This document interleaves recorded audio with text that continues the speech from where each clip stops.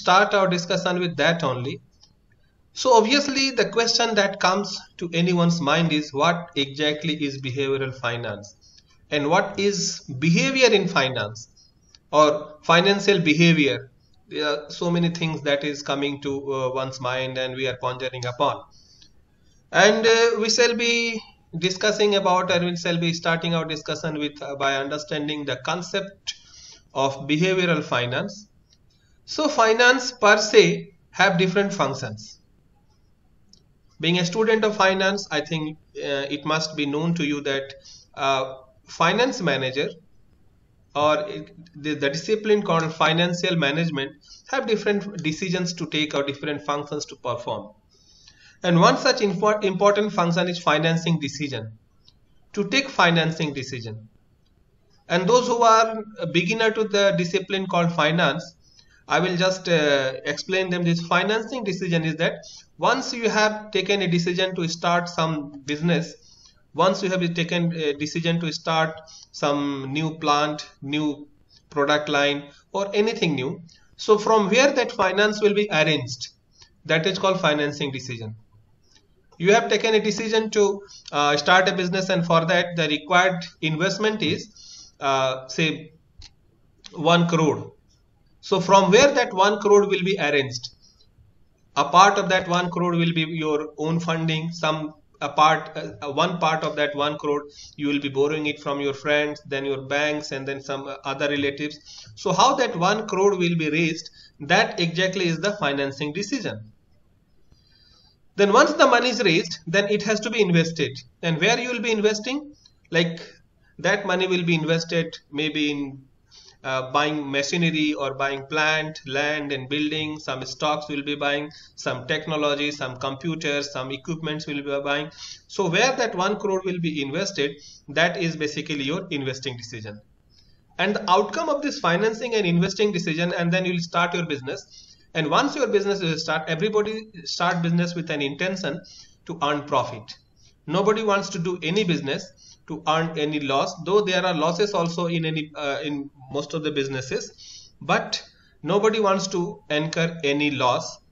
And once the profit is there, then profit has to be distributed to the shareholders, to the owners of the actual providers of the risk capital of that business. So that distribution of profit, how that will be distributed, and whether the entire profit has to be distributed and a part of the profit has to be retained, or maybe something like the profit has to be reinvested in some other project of the business. So all these decisions are called dividend decision. Like when the profit is distributed to the shareholders, it is called dividend decision. So finance, basically it has 3 functions. One more function has recently been added, that is called working capital decision or working capital function. But traditionally finance is having only these 3 decisions to perform. And these 3 decisions, whether it is financing decision, and what does it involve? What should be the debt equity ratio? How much? Good morning, sir. Yes, good morning. Sir हाँ sir please थोड़ा सा हिंदी में समझा दीजिए इसे. अच्छा, हिंदी में. Okay. Okay, I will try to cover it in Hindi also. So, किस तरह का फाइनेंसिंग डिसीजन होगा? That will be just a minute. So, financing decision क्या होता है कि जैसे कि आपको बिजनेस स्टार्ट करना है, तो उसमें आप अपना खुद का पैसा कितना लगाएंगे और उधार का पैसा कितना लाएंगे. So all this things are called financing decision. So इसमें होता है कि what should be the debt equity ratio. Debt मतलब बोरोड कैपिटल, उधार का पैसा, इक्विटी मतलब अपना पैसा कितना होगा, ये एक तरह का डिसीजन है. इन्वेस्टिंग डिसीजन जैसे कि हमें कोई मशीन जो है वो खरीदना है या लीज पर लेना है, that will be part of your investing decision. Then dividend decision कि हमें डिविडेंड मतलब प्रॉफिट जो है शेयर होल्डर्स को दे देना है और उसको री इन्वेस्ट करना है. So all this things will be called dividend decision. और किस तरह का फाइनेंसिंग डिसीजन होगा, डिविडेंड डिसीजन होगा और इन्वेस्टिंग डिसीजन होगा. Everything have some behaviour. किस तरह का बिहेवियर होता है कि इट डिपेंड्स कि कौन आदमी वो डिसीजन ले रहा है।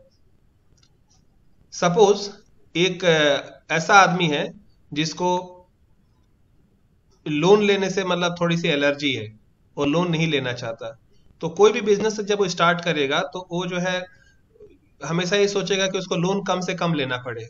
लेकिन दूसरी तरफ एक कोई ऐसा आदमी हो सकता है जिसका ऐसा बिहेवियर हो सकता है, उसको लोन से कोई प्रॉब्लम नहीं है, वो कर्जे में डूबा हुआ है लेकिन फिर भी लोन लेगा नया बिजनेस स्टार्ट करने के लिए, तो वो उसका जो बिहेवियर होगा वो पहले आदमी की तुलना में वो थोड़ा अलग होगा। Investing decision, should you go for by और लीज, ये भी अलग होगा। कि जैसे कि कुछ आपने देखा होगा, कुछ लोग हैं कि जिसके पास कितना बहुत पैसा होता है, कुछ कम्युनिटीज हैं हमारे देश में, इंडिया में, कि बहुत पैसा होगा लेकिन फिर भी वो भाड़े के घर में ही रहना पसंद करते हैं। और कुछ लोग होते हैं कि पैसा हो चाहे ना हो लेकिन उनको मतलब किराए के घर में रहना पसंद नहीं है, उनको अपना घर ही चाहिए। तो यहाँ पर जो है रैशनल डिसीजन जो है, फाइनेंस जो है उसका कुछ लेना देना नहीं है, ठीक है। वो डिपेंड करता है कि वो आदमी जो है उसको किस तरह से उसको ले रहे हैं। देन डिविडेंड डिसीजन भी वही है कि depends upon a person who is taking that decision. So whether it is financing decision, dividend decision और इन्वेस्टिंग डिसीजन, ये सब जो है ultimately have an impact on it is have an behaviour, ठीक है। So behaviour of the people who are taking that decision is important. So finance plus behavior, ultimately it becomes behavioral finance. And when there is a behavior like being a student of again commerce and management, I do not know whether it is there in your syllabus or not, like organizational behavior. And if a organization can have a behavior, then finance is just one sub function, a department in that organization. And if entire organization have a behavior, then your finance department or a finance function can also have one behavior. And this is the beginning of the term called behavioral finance. Okay. Now, let us start.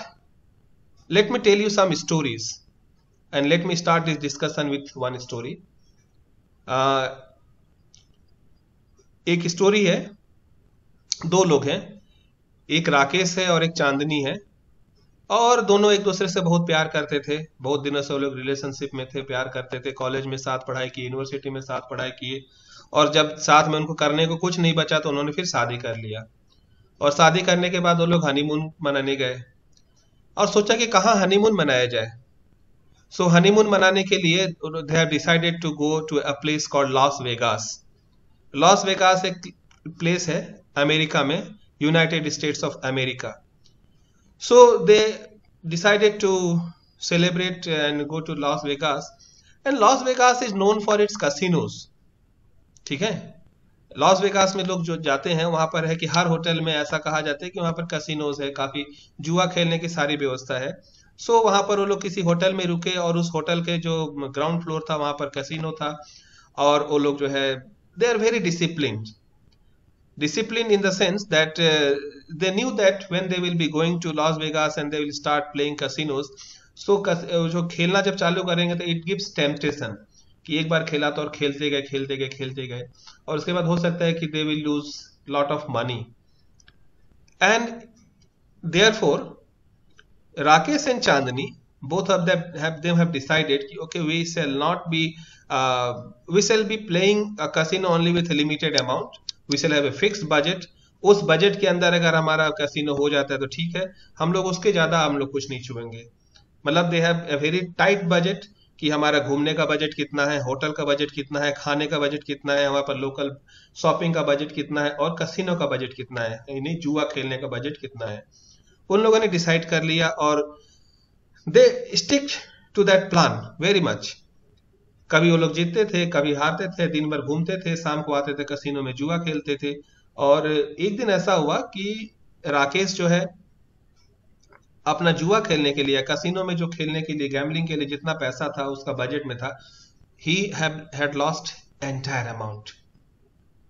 और उसके बाद फिर वो आकर के अपने room में सो गया, और जब सोया तो उसके बाद उसने अपने तकिए के नीचे हाथ डाला, तो उसने अपना सारा पैसा तो लूज कर गया, और फिर जब अपने तकिए के नीचे जब हाथ डाला, सो उसके निकाल देखिए $10 का एक कॉइन उसको मिला।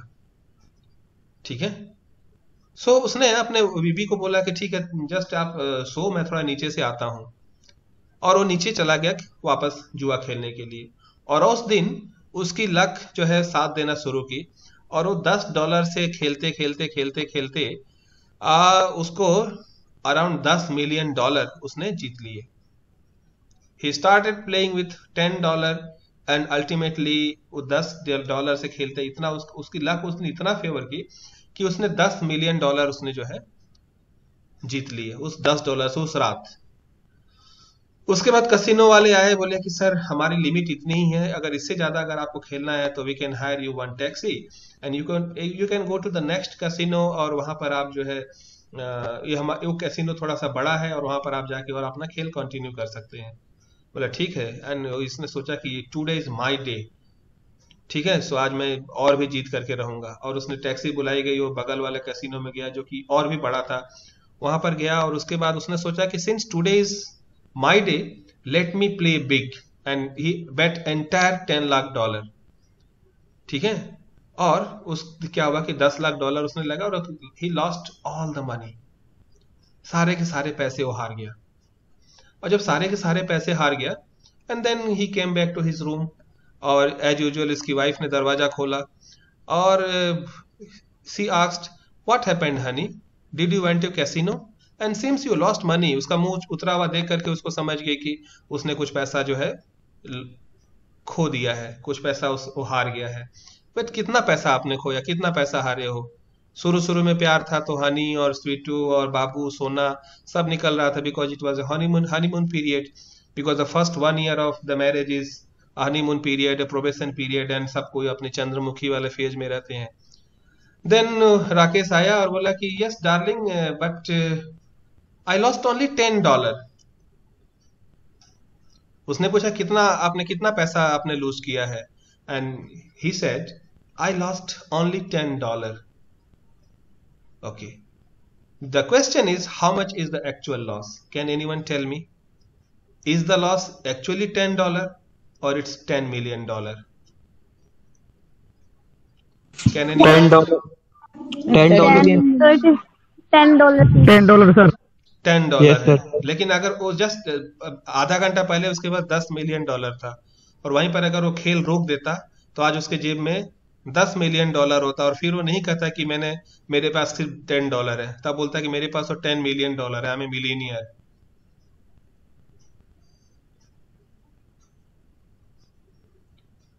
यस, सही है कि गलत है?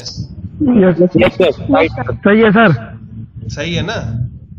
अगर आधा जी, सर। घंटा पहले अगर वो खेल रोक देता, या उसी होटल में खेल रोक देता, बोलता कि नहीं मुझे और नहीं खेलना है, और उसके पास तो कितना पैसा होता, $10 मिलियन होते। Yes, $10 sir. मिलियन को इंडिया में लेके आता तो बिलियंस में हो जाता। Got the point? Yes, sir. Sir.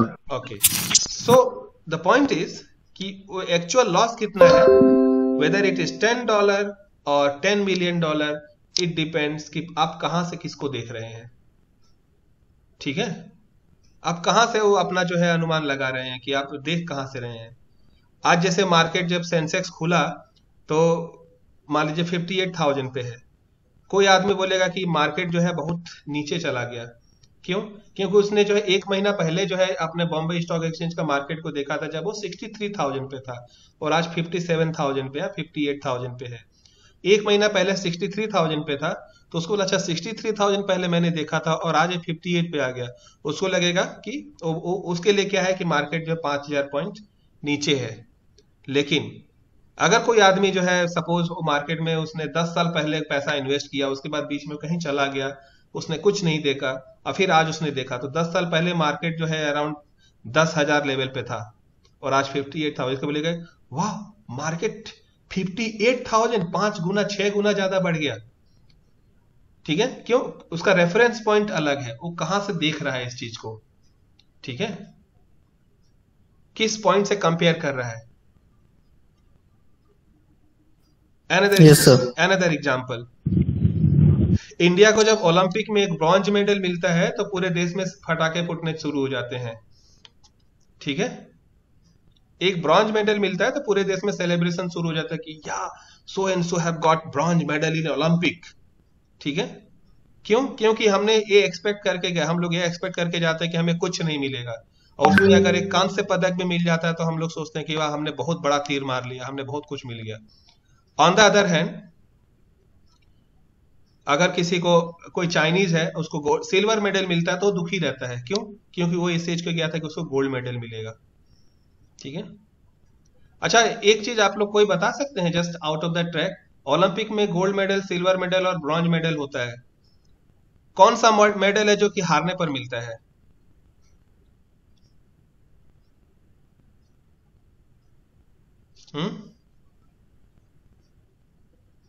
कौन सा मेडल है जो हारने पर मिलता है? तो उसके लिए जीतना जरूरी नहीं है, हारने पर ही मिलेगा वो मेडल।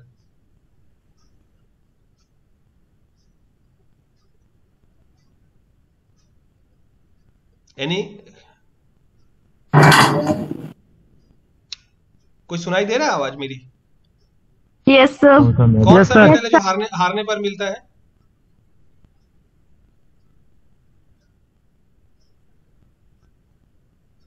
नहीं आया समझ में? मुझे आप लोग का कुछ दिखाई नहीं दे रहा, आप लोग बोलेंगे तभी मुझे अपनी स्क्रीन पे खाली मेरा पीपीटी दिख रहा है, तो आप लोग कुछ बोलेंगे तभी मुझे समझ में आएगा कि आप लोग जो है सुन रहे हैं कि नहीं सुन रहे हैं। I don't know, sir. Yes, sir. Silver medal जो है हारने पर मिलता है माय डियर फ्रेंड।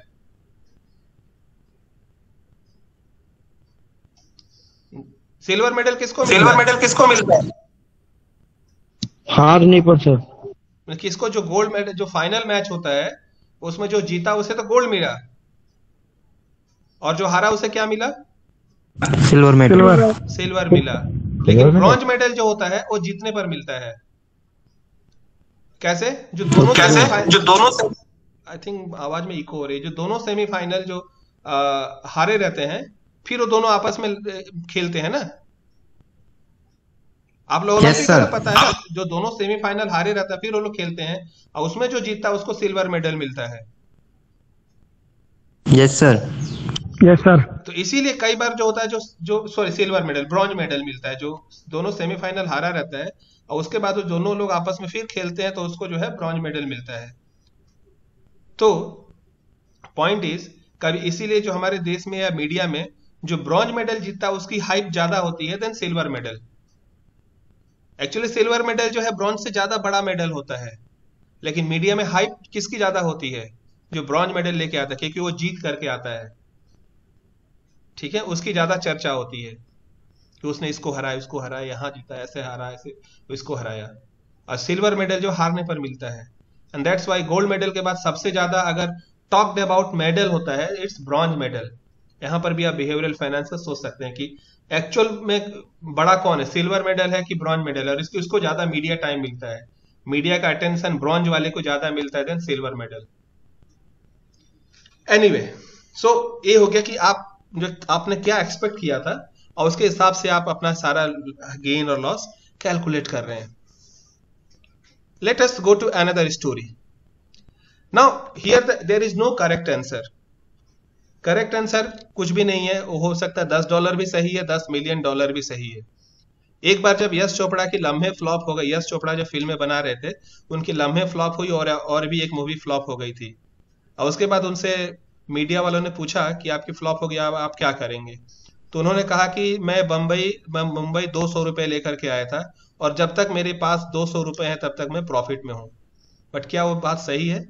एक्चुअली ये तो हम लोग अपने आप को कंसोल करने के लिए बोलते हैं कि जब तक मेरे पास 200 रुपए हैं तब तक मैं प्रॉफिट में हूं। बट क्या 200 रुपए से वो खुश रहेंगे? और 200 रुपए के लिए वो सारा इतना सब कुछ मतलब मेहनत कर रहे हैं? नहीं कर रहे हैं। ठीक है, बट हाँ, अपने आप को सांत्वना देने के लिए कि जब कुछ नहीं बचा तो ठीक है, देन हम लोग क्या करते हैं, अपने आप को नीचे वाले लेवल से हम कंपेयर करते हैं कि ठीक है, आई हैड जस्ट $10, तो अगर खोया भी तो क्या खोया, $10 ही खोया। नुकसान हुआ भी तो क्या हुआ, मेरे पास 200 रुपए लेकर के आया था, जो कुछ पाया यहीं से पाया, जो कुछ खोया यहीं पर खोया। Let us start another story. दो फ्रेंड है, एक का नाम है सुबोध और एक का नाम है सूरज, और दोनों एक साथ किसी कॉलेज में पढ़ते थे। दोनों जो है यूजी किए, फिर पीजी किए, मास्टर डिग्री किए, अल्टीमेटली दोनों का अच्छी अच्छी नौकरी लग गई, कैंपस प्लेसमेंट हो गया, और दोनों अपने अपने काम में जो है बिजी हो गए। और अल्टीमेटली एक समय आया कि दोनों अपने जिंदगी में काफी मशगूल रहने लगे। एंड एक बार दोनों मिले, बोले कि हम लोग तो पहले कितने अच्छे दोस्त हुआ करते थे, लेकिन अब हम लोग मिल नहीं पाते हैं। तो एक काम करते हैं कि चलो हम लोग जो है एक ऐसा करते हैं कि एटलीस्ट महीने में एक बार हम लोग पार्टी करेंगे। इसी बहाने हम लोग कम से कम महीने में एक बार मिलेंगे और अपनी पुरानी यादें, तो कम से कम पुरानी दोस्ती भी बनी रहेगी। एंड तो सुबोध ने बोला let's have a party every month. Suraj का था कि we will pay alternatively every month. Alternatively every month means in 1 month Subodh will pay, next month Suraj will pay, the next month again Subodh will pay, and the next month Suraj will pay. That is called alternatively every month they will be paying. Sure, that was agreed upon, and finally they went, and for the first month they had the party, and the bill of rupees 3000 was paid by Subodh by swiping the credit card. Subodh ने अपना credit card swipe किया, pay कर दिया. Next month again they had the party, and the bill was approximately 3200, and it was paid by Suraj by swiping the credit card as agreed upon. एक महीना सुबोध दिया, एक महीना सूरज दिया, बिल वही 3000, 3200, 2800 यही बिल होता था. so that was not a problem for them, so दोनों एक दूसरे को कर देते थे. and in one particular month when Suraj's turn was to pay the bill, and suddenly he discovered that कि उसने अपना क्रेडिट कार्ड लाना भूल गया. He seems I forget to bring my credit card. Subodh बोला कि no problem, मैं पे कर देता हूँ, should I pay the bill? सूरज बोला कि नहीं, क्यों तुम पे करोगे, मेरे पास कैश है. ठीक है, सो मैं कैश पे कर दूंगा. so I have cash, so I will pay the cash bill by cash. ठीक है, सूरज ने पे कर दिया. and next month Suraj, I am no more interested in this kind of party. why? Are you angry with me? I think we are spending too much on unnecessary item.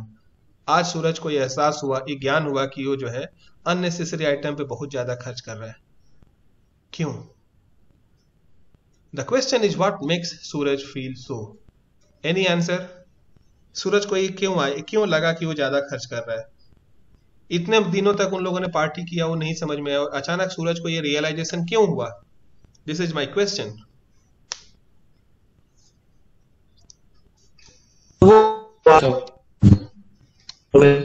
सुनाई नहीं दे रहा है.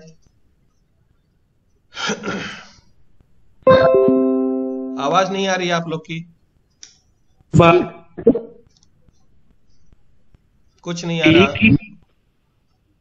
एक ही थी थे.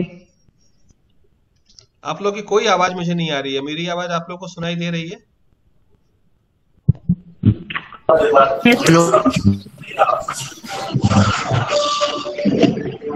हाँ बोलिए. एक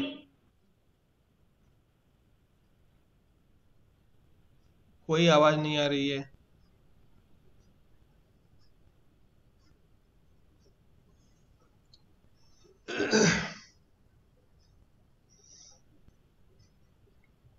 एनीवे चलो. Answer to the question. हाँ बताओ. नहीं सर, मैं बच्चों को अच्छा मैडम आप हैं. कह रही हूँ कि वो आंसर करें. वो बच्चे हाँ actually they are not answering. some of them have opened their mic but actually they are maybe some network issue. So okay, you can try once again, once more.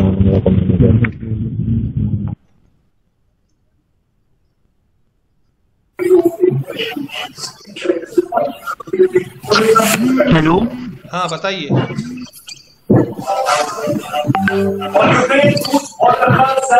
एक ही चीज में करके वो भी बोर हो गए थे इसलिए सर. नहीं वो बोर नहीं हुए थे. वो तो पार्टी तो हर महीने करते थे, और हर महीने आप लोग पार्टी करते हैं. आप लोग कभी बोर हुए आज तक पार्टी करके? सर शायद उनको ये लगता है कि फालतू इन्वेस्टमेंट है सर ये. हाँ बताइए, आप लोग कोई और बता रहे थे. सर शायद वो अपना एटीट्यूड दिखाना चाहता हूँ, मतलब कि हाँ भाई मैं हर मंथ पे अपना मतलब इतना तुझसे ज्यादा खर्च करता हूँ या कमाता हूँ, इस पे डिपेंड भी होता है। नहीं, ऐसा नहीं, कमाता नहीं, दोनों एक ही साथ काम करते थे, दोनों बहुत अच्छे दोस्त हैं, स्कूल कॉलेज सब साथ पढ़े हैं, तो उसमें एटीट्यूड वाली कोई बात नहीं होगी। सर फिर सर उसने ये सोचा होगा सर कि इसलिए जैसे मैं पार्टी करता रहता हूँ, अगर मैं पार्टी के अलावा अगर इन पैसों को कहीं और इन्वेस्ट करूँ तो ज्यादा प्रॉफिट होगा, मुझे बेनिफिट होगा। बिल्कुल आपको ये समझ में आया, लेकिन ये समझ उसको कब आई? वो तो बहुत महीनों से पार्टी कर रहे थे। तो उसका सर कुछ ना कुछ उससे कुछ ऐसी उसके साथ हुआ होगा ना सर, जिससे उसे ये अनुभूति होगी। हाँ, तो वही क्या हुआ उसके साथ ऐसा? देखिए, हर महीने वो लोग क्रेडिट कार्ड से पे करते थे। जब उसने कैश पे किया तब उसको लगा कि उस ज्यादा खर्च कर रहा हो। जो आपने कहा ना, उसको अनुभूति क्योंकि सर हुई। उसके सर जो है ना क्रेडिट कार्ड, उसके वहां से सर बैंक में से सर शायद पैसा खत्म हो गया हो या फिर कम हो गया हो। नहीं, क्रेडिट सर कार्ड में बिल था, क्रेडिट वो कार्ड से क्रेडिट जब पे कार्ड भूल करते गया हैं। था वो। आपने स्टोरी ठीक से सुनी नहीं। Hello sir. वो हेलो, वो क्रेडिट कार्ड जो हाँ, अपना घर भूल गया था और उसने कैश में पे किया। सर कैश में जब हम पे करते हैं तो हमें कुछ ज्यादा लगता है कि अमाउंट जा रहा है मेरा। यस, जब हम लोग कैश में पे हाँ जी करते हैं सर, तब हाँ जी, हाँ हमको जी। पिंच होता है। समझ में आया? Yes sir. यस जब सर। कैश में पे किया तब उसको लगा कि अरे ये तो मैं बहुत पैसा पे कर रहा हूँ। और इसीलिए आपको, जैसे अगर रिलेशन है, अगर आप बिजनेस कर रहे, कोई कर रहा है, और अगर उसके पास किसी दुकानदार ने अपना ऐसे जो है ऑनलाइन पेमेंट एक्सेप्टेंस का सिस्टम लेके रखा है, स्वैप मशीन लेके रखा है, आप देखना कि इन द लॉन्ग रन उसकी बिजनेस ज्यादा होता है, उसके पास लोग ज्यादा आते हैं, लोग ज्यादा खर्च करते हैं, एक बार जो आया वो ज्यादा खर्च करता है। क्योंकि क्रेडिट कार्ड का बिल तो 45 दिन के बाद आता है। आज खर्च कर लीजिए, बोले ठीक है आज खर्च कर लो, तो पैसा तो बाद में आएगा, ठीक है, और वो बाद में पे करता है। उसका जैसे महीने का एक साथ बिल आया कि हाँ उसको 18,000 है, 30,000 है, 20,000 है, 1 लाख है, 2 लाख है, जो भी बिल आया वो उसमें जुड़ के आता है। उसका वो पता नहीं चलता कि वो 3,000 रुपये पार्टी का उसमें अलग से नहीं दिखता है। लेकिन जब उसने कैश पे किया तब उसको लगा कि यार ये तो मैं पैसा पे करता हूँ। जो कैश जो हम लोग पे करते हैं तो it feels, it gives pain, ठीक है, तो ये कारण हो सकता है। Let us go to another story. Anyway, इसका कोई राइट और रॉन्ग आंसर नहीं है। आपको लगता है कि कैश देने से जो है वो ज्यादा फील होता है, पिंच हो रहा है, that is also correct answer. आपको लगता है कि कैश उड़ाने में कोई दिक्कत नहीं है, ठीक है, वो भी करेक्ट आंसर है। आपको लगता है कि उसका कुछ और प्रॉब्लम रही होगी, that is also correct answer. This is the beauty of case study method of teaching, कि इसमें करेक्ट आंसर कुछ भी हो सकता है। Anyway, let us go to another story. एक आदमी है, वो सिनेमा देखने के लिए जा रहा था, और जैसे ही वो सिनेमा हॉल में अंदर घुसने के लिए था, and suddenly he discovered that कि उसका टिकट जो कि 200 रुपये में उसने खरीदा था वो गुम हो गया है। उसने सब कुछ खरीद लिया, घर से आ गया, सिनेमा हॉल के पास आ गया, पूरी तरह से तैयार हो गया, आज वो सिनेमा देखेगा ही। और जैसे ही वो अपने सिनेमा हॉल में के सामने खड़ा था और अपनी जेब में हाथ डाला, तो उसको लगा कि अरे उसने जो टिकट खरीदा था वो गुम हो गया। और सपोज ये ऑफलाइन टिकट था, पहले आजकल जो है ऑनलाइन है कि ठीक है, अगर आपका एक टिकट गुम हो गया तो you can have a print out, या वो मोबाइल में, वो भी नहीं है, उसने ऑफलाइन ही खरीदा था और टिकट गुम हो गया, उसके पास और कोई तरीका नहीं है उस टिकट को ट्रेस करने का। सुनाई दे रहा है मेरी बात? Yes sir. Yes sir. Yes sir. Yes sir. Okay, this is one scenario.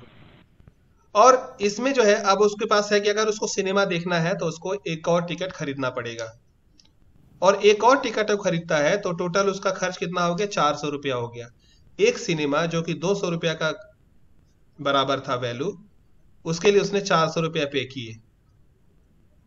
क्या वो दूसरा टिकट खरीदेगा? दूसरा सिनारियो है कि वो सिनेमा हॉल में घुसने वाला है, और सडनली उसने देखा कि उसके जेब में एक 200 रुपया का नोट था जो कि गुम हो गया। तो क्वेश्चन इज, क्या वो फिर दोबारा एक टिकट खरीदेगा? दोबारा नहीं, क्या वो टिकट खरीदेगा? क्योंकि उसने टिकट पहले नहीं खरीदा था, लेकिन उसके जेब में एक जेब में 200 रुपया रखा था, वो कहीं गिर गया, लेकिन उसके पास और पैसे हैं, लेकिन 200 रुपया का नुकसान उसका हो गया है। क्या वो टिकट खरीदेगा? और एक सर्वे हुआ, ठीक है, और उसमें एक क्वेश्चन है कि क्या दोनों लॉस इक्वल है? एंड दोनों लॉस जो है, दोनों में बराबर 200 रुपए का ही नुकसान हुआ है। एक में 200 रुपए का टिकट गुम हो गया और एक में 200 रुपए का नोट गुम हो गया।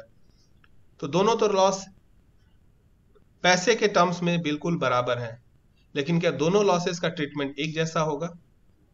एक स्टडी की गई और उसमें पता है, इसमें ये फाइंडिंग आई कि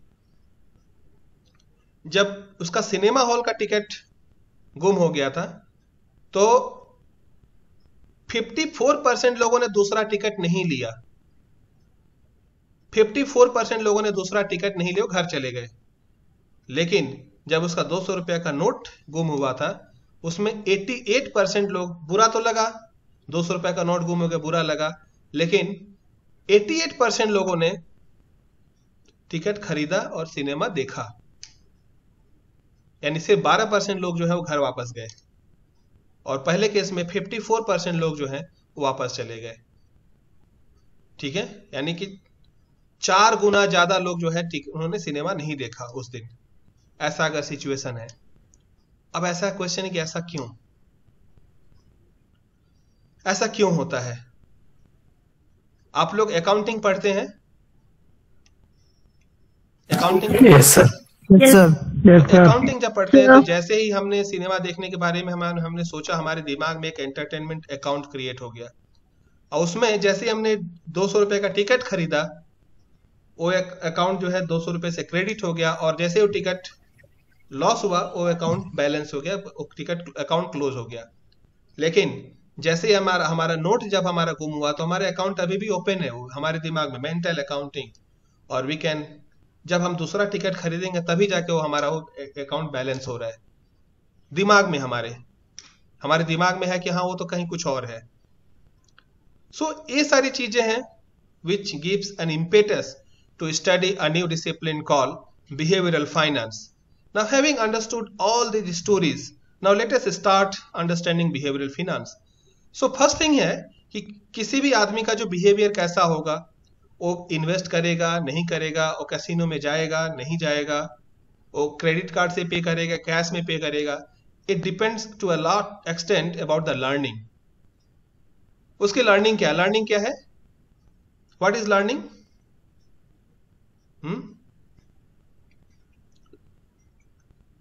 Learning is acquiring how much we know about learning how much we know about something, or acquiring some new thing, knowing something new which can bring some change, permanent change in our behavior.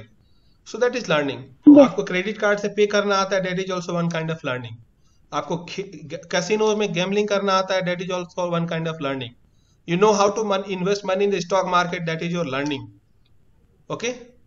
And if you do not know how to invest in stock market, even though you have lot of money, then also will not be going to the stock market. ठीक है, बहुत सारे लोग हैं जिनके पास बहुत पैसा है, लेकिन उनके पास वो बैंक में कैसे खाता खोलना है वो भी नहीं पता उन्हें। क्यों? क्योंकि उनके पास वो लर्निंग नहीं है। सो आपका इन्वेस्टमेंट कैसा होगा, आपकी फाइनेंसिंग कैसी होगी, आपका डिविडेंड कैसा होगा, आपकी लाइफस्टाइल कैसी होगी, it depends to a large extent on what kind of learning you have. Okay, the kind of learning you have a student of BVOC, and the kind of learning से other disciplines, a student who is studying say BSc physics, उसकी learning अलग है, वो pure physics पढ़ रहा है। लेकिन आप लोग है कि आपके पास कुछ स्किल है, आप थोड़ी सी फाइनेंस भी पढ़ रहे हैं, थोड़ा सा बिहेवियरल फाइनेंस भी पढ़ रहे हैं, थोड़ी सी अकाउंटिंग भी पढ़ रहे हैं। सो आपको अकाउंटिंग के बारे में जितना पता होगा, एक BSc फिजिक्स का जो स्टूडेंट होगा उसको ज्यादा नहीं पता होगा। So the way you will be reacting in the stock market, you will be investing in the stock market, that student will not immediately, he will not react to that. Okay, so that depends on learning. Then what kind of attitude you have? Attitude, ठीक है, जिसको हिंदी में बोलते हैं अभिवृत्ति। क्या आपको, मतलब कुछ लोग होते हैं कि जो स्टॉक मार्केट को लेकर के उनका एकदम बिल्कुल नेगेटिव एटीट्यूड होता है कि हम कुछ भी हो जाएगा, हम स्टॉक मार्केट में नहीं जाएंगे। अभी हमने कहा कि कुछ लोग होता है कि अपने घर को लेकर के उनका एटीट्यूड, या लोन को लेकर के एटीट्यूड जैसा होता है कि हम कुछ भी होगा हम लोन नहीं लेंगे या लेंगे। इट डिपेंड करता है कि जैसा उनका एटीट्यूड है, इसके हिसाब से उनका बिहेवियर अपना सेफ होता है।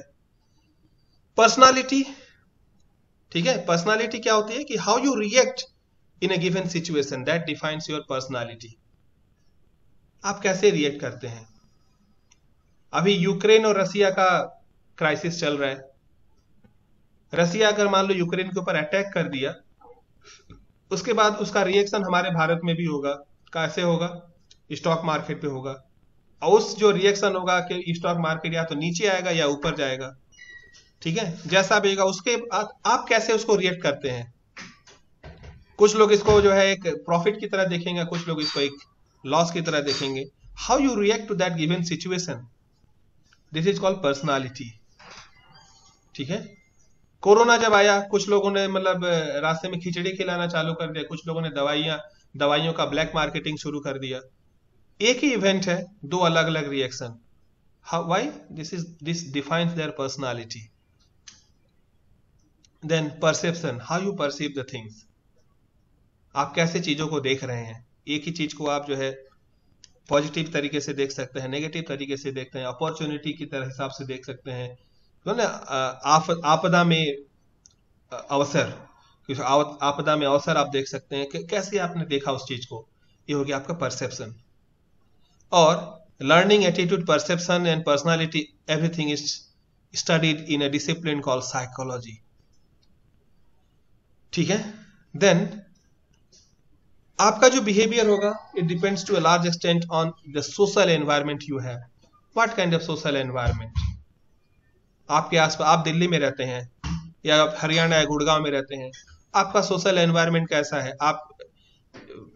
आप घर से निकलते होंगे तो आपको जो है एक पर्टिकुलर एनवायरनमेंट मिल रहा होगा। आपको मैकडोनल्ड दिख रहा होगा आपके सामने, आपको पिज्जा हट दिख रहा होगा, आपको स्टारबक्स दिख रहा होगा, आप डीटीसी की बसों में चल रहे हैं, this is your social environment. आपको बस में चढ़ने से डर नहीं लगता। लेकिन एक गांव का जो बच्चा है उसको बोले कि चलो मैकडोनल्ड में आके कॉफी, पिज्जा और बर्गर ले लेना, उसको नहीं पता मैकडोनल्ड क्या है। उसने गांव के बस पराठे खाए हैं, आलू के पराठे उसको पता है। पराठे कितने तरह के होते हैं उसको पता है, लेकिन हो सकता है आपको ना पता हो। लेकिन कितने तरह के बर्गर है आपको पता है, उसको नहीं पता होगा। So what kind of social environment you are having, that defines your behavior, and this behavior includes your finance as well. How you will be investing, how you will be financing, आप कैसे पैसे खर्च करेंगे, ठीक है, आप किन चीजों पर पैसे खर्च करेंगे, ये आपका सोशल एनवायरनमेंट डिसाइड करता है। ठीक है, then culture, what kind of culture you are following. Then social class, which class you belong to. Some like आप दिल्ली में है तो हो सकता है कि कोई जाट हो, कोई गुर्जर हो, कोई राजस्थान से होगा, कोई हरियाणा से होगा, किस क्लास को बिलोंग करता है। और हर क्लास की अपनी एक स्टोरी होती है, हर क्लास का अपना एक इन्वेस्टमेंट पैटर्न होता है, हर क्लास का अपना एक स्पेंडिंग पैटर्न होता है। एक सोशल क्लास के लिए जो है शादी में खर्च करना बहुत इंपॉर्टेंट चीज है, दूसरे सोशल क्लास के लिए शादियों में खर्च करना ज्यादा इंपॉर्टेंट नहीं है।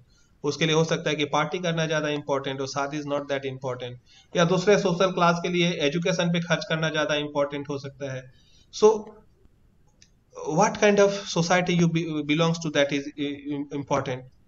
देन कल्चर में जैसे कि if someone is from a Muslim community, then Muslim community में 3 चीजें हराम होती हैं, सुअर, सूद, शराब, ये सब चीजें हराम होती हैं। सो वो उस कल्चर से आया है कि वहां पर जो है कि उसको शराब पीना हराम है। और अगर आपने बोला कि चलो पब में जाओ या बार में जाओ, और if is a very orthodox Muslim, definitely he will not go and drink, because his culture has taught, और her culture has taught her that these are the things which we should refrain of, we should not indulge into. On the other hand, if a Hindu boy is there or a Hindu girl is there, for them there are certain things which are prohibited and they will not go and enjoy or do or consume those things. So what kind of culture you have, that decides your investment, your spending, your earning pattern, your earning behavior, and all these things are studied in sociology. Then your history, आपका इतिहास क्या है। हर किसी का अपना एक इतिहास होता है, और आपका जो इतिहास है उसके हिसाब से आप बहुत प्रभावित होते हैं। आप जो आप हैं दिख रहे, आपका जो चेहरा है वो चेहरा आपका नहीं है, वो चेहरा आपका इतिहास है। उसमें से नाक हो सकता है आपके नाना की हो, कान आपके दादाजी जैसा हो, आंखें आपके पिताजी जैसी हो, नाक आपके माँ जैसी हो, आवाज आपकी दादी जैसी हो, तो आप जो दिख रहे हैं ये एक्चुअली आपका आप कैसा ऐसा क्यों ऐसा दिख रहे हैं या क्यों ऐसा दिख रही हैं, इसके पीछे आपका अपना एक इतिहास है। और जो आप जिस तरह से बिहेव कर रहे हैं इसके पीछे भी आपका इतिहास है। आप दिल्ली में ही क्यों हैं, जो हमने कहा सोशल एनवायरनमेंट की बात, आप दिल्ली में ही क्यों हैं, इसके पीछे भी आपका इतिहास होंगे। क्योंकि हो सकता है कि आपके पिताजी, आपके दादाजी, आपके नाना या आपके ग्रैंडफादर वो जाके दिल्ली में बसे हों और वहां पर उन्होंने अपना घर बनाया, फिर इसी वजह से आप दिल्ली में हैं। तो एक इतिहास है आपका दिल्ली में घर है क्योंकि इसके पीछे आपका एक इतिहास होगा। और आपका घर है इसलिए आपका एक investing pattern, financing pattern, spending pattern वो एक तरीके का होगा। और एक जो दूसरा लड़का दिल्ली में सिर्फ पढ़ने गया है मुखर्जी नगर और राजेंद्र नगर, उसका स्पेंडिंग पैटर्न अलग होगा। उसको महीने में घर से 5,000 रुपये मनी ऑर्डर के आते हैं और उसी में उसको सारा कुछ चलाना पड़ता है, उसको किराया भी देना पड़ता है। लेकिन जिसका दिल्ली में घर होगा उसको किराया नहीं देना पड़ता, क्योंकि उसका अपना, उसके दादाजी आए थे, उन्होंने सारा स्ट्रगल उसके दादाजी ने कर लिया या उसके पिताजी ने कर लिया। So that is history part. Then evolution, कैसे आप इवॉल्व हुए वहां से, इसके पीछे भी आपकी हिस्ट्री है। And all this things are studied in an discipline called anthropology. So psychology, sociology, anthropology. And what kind of economic system we are having.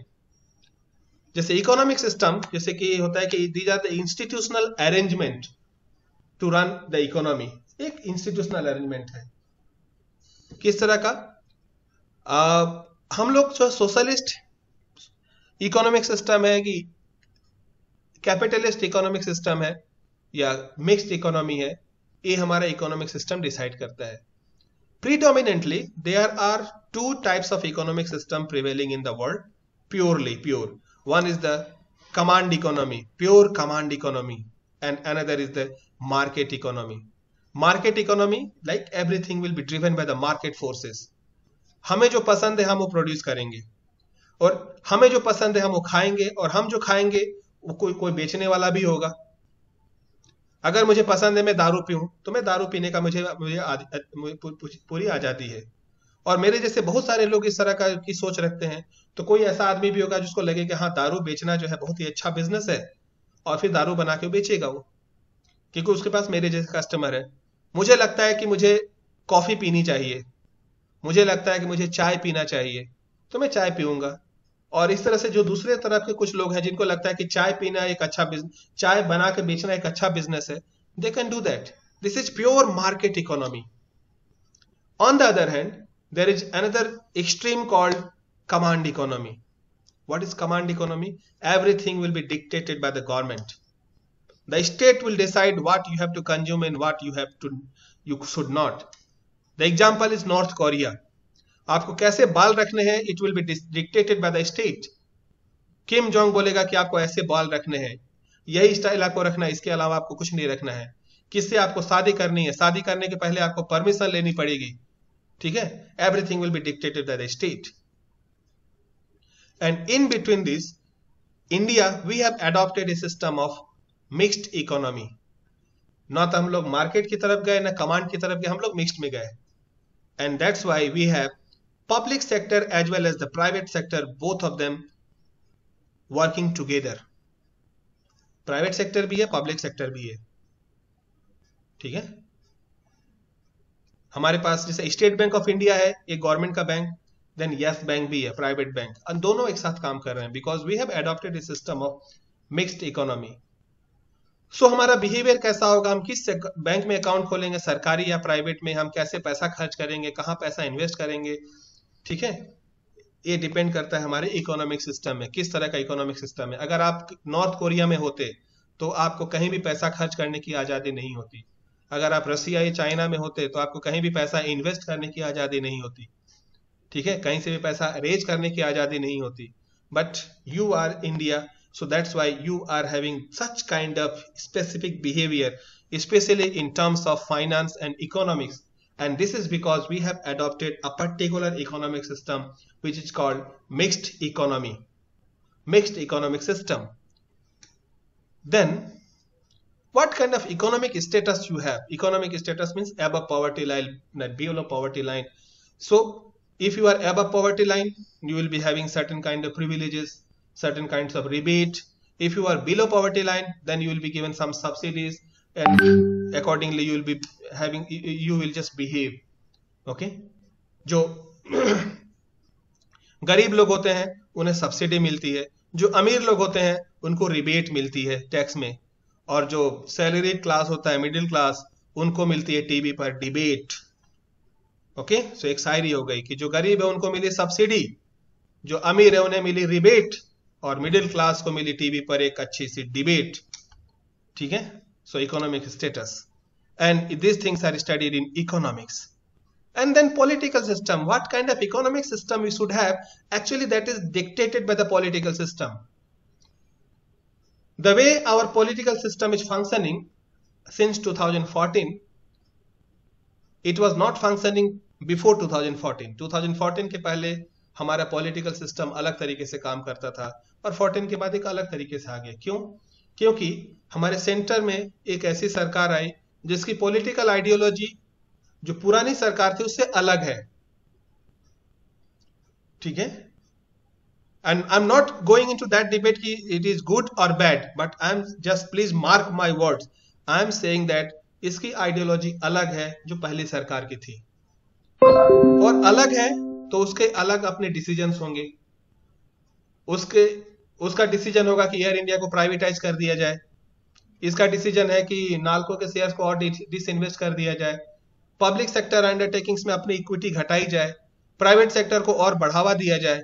ये सारे डिसीजंस हैं. ये कौन लेता है? It ultimately this is taken by political system. China से जो FDI आएगा उसको हमें अलाउ नहीं करना है. FDI is an economic decision, but who will take that decision कि चाइना से हमें कोई भी एफडीआई, फॉरेन डायरेक्ट इन्वेस्टमेंट अगर आता है सो उसको हमें डायरेक्टली अलाउ नहीं करना है. And who will take that decision? It's a politics, political system. ठीक है? वो एक डिसाइड करेंगे हमें अलाउ करना है कि नहीं करना है, हमें किसकी तरफ रहना है, हमें यूएस की तरफ रहना है या रशिया की तरफ रहना है. It's a political system. अगर यूएस की तरफ रहेंगे तो उसका एक अलग इकोनॉमिक इम्प्लीकेशंस होते हैं, रशिया की तरफ होंगे तो उसका एक अलग इकोनॉमिक इम्प्लीकेशंस होते हैं. So that is our political system. Then accounting, management and all this things are actually studied. Political science and accounting, management, all these various disciplines, and all these disciplines, psychology, sociology, anthropology, economics, political science, accounting, management, all the things are collectively studied in a discipline called behavioral finance. So this behavioral finance is a sum total of all these disciplines. And that's why when we utter the word behavior finance, and when we are trying to understand the complexity of human behavior, especially in terms of finances, so we have to take a reference from psychology, from sociology, anthropology, economics, accounting, political science, and everything. And that is sum total is studied in behavioral finance. Are you with me, my friends? आप लोगों को Yes sir. Yes sir. Yes sir. यहाँ तक समझ में आया?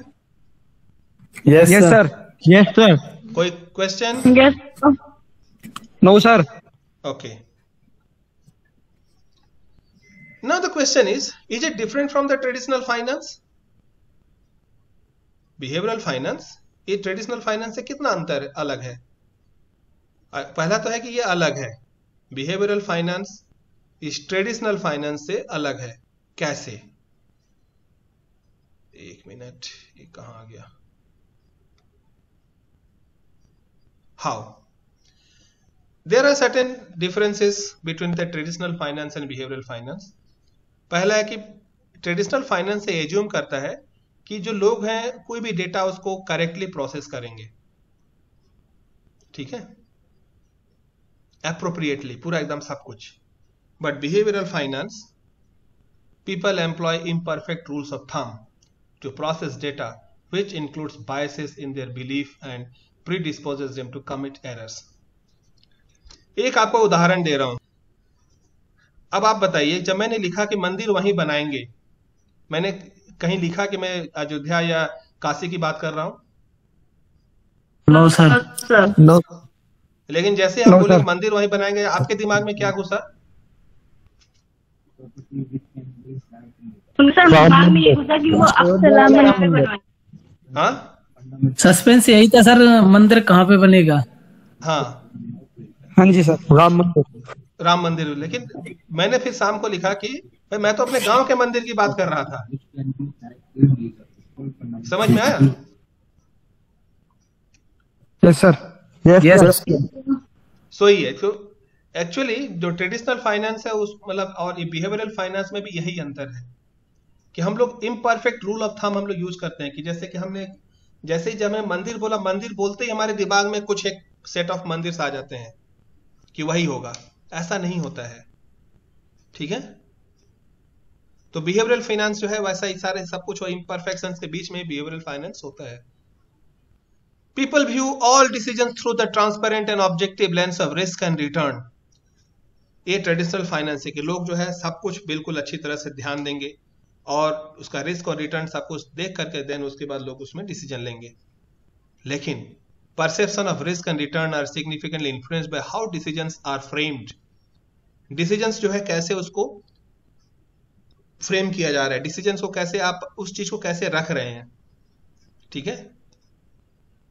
एक ही चीज को आप प्रेजेंट कर सकते हैं कि मतलब इधर इसको करने से आपको 6% प्रॉफिट होगा। दूसरा आप कर सकते हैं कि अगर इसको आपने नहीं किया तो आपको 5% लॉस होगा। कैसे आप उसको मतलब उस डिसीजन को रख रहे हैं, that decides your overall behaviour. एक बार एक राजा ने एक सपना देखा। सपना आकर के अपने दरबार में बताया, बोले मैंने ऐसा ऐसा सपना देखा है और जो इस सपने का मतलब मुझे समझाएगा उसे मैं बहुत पैसे दूंगा। राजा लोग के पास काम ही क्या होता है, भाई जो भी आ जाएगा मैं उसे पैसे दे दूंगा। एक आदमी आया, बहुत ही मतलब पढ़ा लिखा आदमी था, लर्नेड था, बोला कि हाँ मैं आपके सपने को बताऊंगा। राजा ने अपना सपना बताया, बोला कि सर सपने का मतलब यही है कि आप अपने परिवार में सबको अपनी आंखों के सामने मरते हुए देखेंगे। राजा ने बोला ये क्या बदतमीजी है, इसको जेल में डालो। उसको जेल में डाल दिए। उसके बाद भाई राजा लोग के पास पावर है, किसी को भी जेल में डाल सकते हैं। भाई आपने कैसे कह दिया, भले हमने बोला हो, ठीक है, लेकिन एक कहावत है कि सत्यम ब्रुवात प्रियम ब्रुवात, सत्य बोलो लेकिन प्रिय बोलो। आपने कैसे ऐसे कह दिया। उसके बाद वो जो पंडित थे उनके एक सुपुत्र थे, उनको पता चला कि उनके पिताजी को राजा ने जेल में डाल दिया है। फिर वो आए, बोले कि महाराज आपका जो सपना है उसको मैं एक्सप्लेन करूंगा, आप प्लीज मुझे बताइए। राजा ने बोला सोच लो, पता है ना इसके पहले भी आए थे उनका क्या हुआ। हाँ सोच लिया मैंने। तो कहा कि महाराज आप अपने परिवार में सबसे ज्यादा दिन तक जिएंगे। यस ये हुई ना बात, क्या बात है, चलो इसको तुम्हें इनाम दिया जाता, बताओ क्या चाहिए। बोले मुझे कुछ नहीं चाहिए, बस आपने जो कल मेरे पिताजी को जेल में रखा था मुझे आप छोड़ दीजिए। बोले ठीक है छोड़ देंगे। छोड़ दिया। वो जब चले गए तो कुछ दरबारी जो थे उनके दरबार में, उन्होंने कहा कि महाराज लेकिन दोनों में अंतर क्या है कि आप अपने परिवार में सभी लोगों को अपने सामने मरते हुए देखेंगे और दूसरा है कि आप अपने परिवार में सबसे ज्यादा दिन तक जिएंगे। दोनों में अंतर क्या है। सबसे ज्यादा दिन तक जिएंगे यानी कि सारे लोग आपके सामने मरेंगे। कैसे एक चीज को प्रेजेंट किया गया ये डिसाइड करता है आपका रिस्क और रिटर्न क्या होगा, आपका डिसीजन क्या होगा। समझ में आया? Yes sir, yes. Okay then एक और जैसे आपको बता रहा हूं, जैसे कि आप लोग कार चलाते होंगे या देखी होगी, जरूर जानते होंगे। मारुति कार जो है वो अपना एडवर्टीजमेंट कैसे करती है कि उसकी माइलेज कितना देती है, कि मारुति कार जिसका माइलेज सबसे ज्यादा होता है। ऑन द अदर हैंड जैसे मारुति कार का एडवर्टीजमेंट आता है ना कितना देती है, यानी कि मारुति कार अपना जो पोजीशनिंग कर रही है, लोगों के दिमाग में जो ब्रांड पोजीशनिंग कर रही है, वो किस चीज को लेकर के कर रही है, वो माइलेज को लेकर के, कि 1 लीटर पेट्रोल में या 1 लीटर डीजल में वो मैक्सिमम डिस्टेंस ट्रेवल करती है, माइलेज उसकी ज्यादा है। On the other hand Hyundai की जो कार है उसका क्या होता है, उसका जो पंच लाइन है, टैग लाइन है या एडवर्टीजमेंट करती है कि best suited for Indian roads. Indian roads के लिए बहुत सुइटेबल है। क्यों इंडियन रोड्स? मान लीजिए उबड़ खाबड़ के गड्ढे हैं तो उसमें सबसे सुइटेबल है। क्यों सुइटेबल है? क्योंकि जो हुंडई की जो कार है उसका जो ग्राउंड क्लियरेंस है वो ज्यादा है, यानी कि जमीन से उसकी जो ऊंचाई है कार की ज्यादा है, और उसकी वजह से अगर जमीन में गड्ढे भी हो तो उसका जो नीचे का जो हिस्सा होता है वो जमीन में कम टच होता है। On the other hand Maruti की जो है वो माइलेज ज्यादा देती है, और माइलेज के ज्यादा देने, कोई भी कार जब माइलेज ज्यादा देगी तो उसका जो नीचे वाला हिस्सा है वो नीचे होना पड़ेगा, ग्राउंड क्लियरेंस कम होना पड़ेगा, तभी माइलेज ज्यादा होगी, नहीं तो फ्रिक्शन ज्यादा पैदा होगा। दोनों अपने अपने हिसाब से उसको पोजीशनिंग करते हैं। हुंडई ये नहीं बोलती है कि हमारा जो है फ्यूल कंजम्पशन ज्यादा होता है, हमारा तेल ज्यादा खाए, क्योंकि ग्राउंड क्लियरेंस ज्यादा है तो फ्यूल कंजम्पशन ज्यादा होगा मारुति की तुलना में। लेकिन हुंडई अपना पोजीशनिंग कैसे करती है कि हमारा best suitable, most suitable for Indian roads. ठीक है, मारुति अपना करती है कि this is the car which gives you the maximum mileage. और टाटा की सारे कारें जो हैं, क्योंकि टाटा में सिक्योरिटी फीचर्स बहुत ज्यादा होते हैं, सेफ्टी फीचर्स। ठीक है, तो टाटा की कार होती है कि आपका ख्याल रखे पहले। एक ही कार है, सब कुछ सारे फीचर्स वैसे ही हैं, लेकिन हर कोई अपना जो कैसे उस चीज को पोजीशनिंग कर रहा है वो जो है that is called behaviour, that is they are trying to influence the behaviour, how the problems are actually being framed, that is behavioural finance. Traditional finance कहता है कि people are guided by reason and logic, whereas emotions and hard instincts play an important role in influencing decision. Behavioural finance में कहता है कि हमारे जो लोग होते हैं वो, हमारा जो डिसीजन होता है हमेशा लॉजिक पे गवर्न नहीं होता है बल्कि इमोशंस पे होता है। And markets are efficient as per traditional finance, markets are not efficient as per behavioural finance. So the question is, why the need for behavioral finance emerged? क्यों हमें behavioral finance पढ़ना पड़ा? हमारे पास इतने पुराना जो डिसिप्लिन है, हमारे पास इकोनॉमिक्स था, फाइनेंस है, इतनी सारी थ्योरीज हैं, तो फिर हमें behavioral finance क्यों पढ़ना है? ठीक है, जो ट्रेडिशनल फाइनेंस है पिछले 100 सालों से इसमें बहुत सारी रिसर्च हुआ है, बहुत कुछ हुआ है, देन अचानक ये behavioral finance क्यों? जो 2008 की क्राइसिस आई थी, देन बैंक्रप्सी जो हो रहा है, स्टॉक मार्केट क्रैश है, एंड जो हमारे ट्रेडिशनल फाइनेंसेस हैं, none of the traditional financial models were able to predict the bankruptcy of any bank or the market crash or the crisis. कोई हमें नहीं बता पाया। क्यों? क्योंकि सारे लोगों का जो एक एजम्पशन है, जो सारी थ्योरीज जो है वो है कि हम लोग, ह्यूमन बीइंग जो होता है वो रैशनल होता है, उसमें इमोशंस का कोई पार्ट नहीं होता है, बट एक्चुअली ऐसा होता नहीं है। And that's why our traditional finance they fail to predict और provide solutions. And why traditional finance failed? Because of the unrealistic assumptions. What is unrealistic assumption? पहला है कि पार्टिसिपेंट्स आर रैशनल। रैशनल क्या होता है कि आप जो है सिर्फ प्रॉफिट और लॉस देखोगे, यही रैशनैलिटी है कि you will try to have maximum profit at a given level of risk or minimum risk at the given level of return. That will be your decision criteria for your rationality. Okay. But if participants would have been rational, there won't be so much of fluctuation in the market. अगर सारे participant rational होते तो market में fluctuation ही नहीं होता। Market में fluctuation होता है, इसका मतलब है कि पार्टिसिपेंट्स, मार्केट में जो प्लेयर्स हैं वो रैशनल नहीं है। ठीक है, जैसे हमने बोला कि चाइनीज प्रोडक्ट को बॉयकॉट करो, और हमने बॉयकॉट करना शुरू कर दिया। क्यों किया? इसके पीछे हमारे इमोशंस हैं। अगर हम सिर्फ प्योर फाइनेंस के हिसाब से देखते, अगर हम खाली रैशनल डिसीजन लेते तो क्या होता कि खाली प्रॉफिट एंड रिटर्न देखना है ना, रिस्क एंड रिटर्न, कि चाइनीज सामान जो है सस्ता है तो जो सस्ता है उसको हम लेंगे, सिंपल। बट चाइनीज सामान जो है सस्ता होने के बावजूद भी हम उसको नहीं लेते हैं, और जो दूसरा सामान है, जो इंडियन सामान है, महंगा है लेकिन फिर भी उसको लेते हैं। इसका मतलब है कि हमारे साथ सिर्फ रैशनैलिटी नहीं, हमारे इमोशंस भी वहां इन्वॉल्व हैं। हम चाइनीज सामान को नहीं खरीदते हैं, यद्यपि वो सस्ता है, लेकिन हम चाइनीज सामान का बॉयकॉट करते हैं, यानी कि हमारे इमोशंस हैं कि हाँ चाइना जो हमारे देश का दुश्मन है, हमारे बॉर्डर पे हमारे बहुत सारे जवानों को मारा, और इसकी वजह से हमारे जो इमोशंस हैं, and that's why we are boycotting Chinese product. और एटलीस्ट ट्विटर पर और फेसबुक पे तो लिखते ही हम लोग। और जब ट्विटर और फेसबुक पे हम लिखते हैं तो इसका मतलब कि हम लोग इरेशनल है? नहीं, हम लोग रैशनल है, दिखाने की कोशिश करते हैं। ये बहुत ही बड़ा डिबेट है। तो हमारे साथ वो इमोशंस भी होते हैं। सो एक्चुअली एक नया टर्म है biased rationality. We are not irrational, nobody would like to be called as irrational, but our rationality is biased.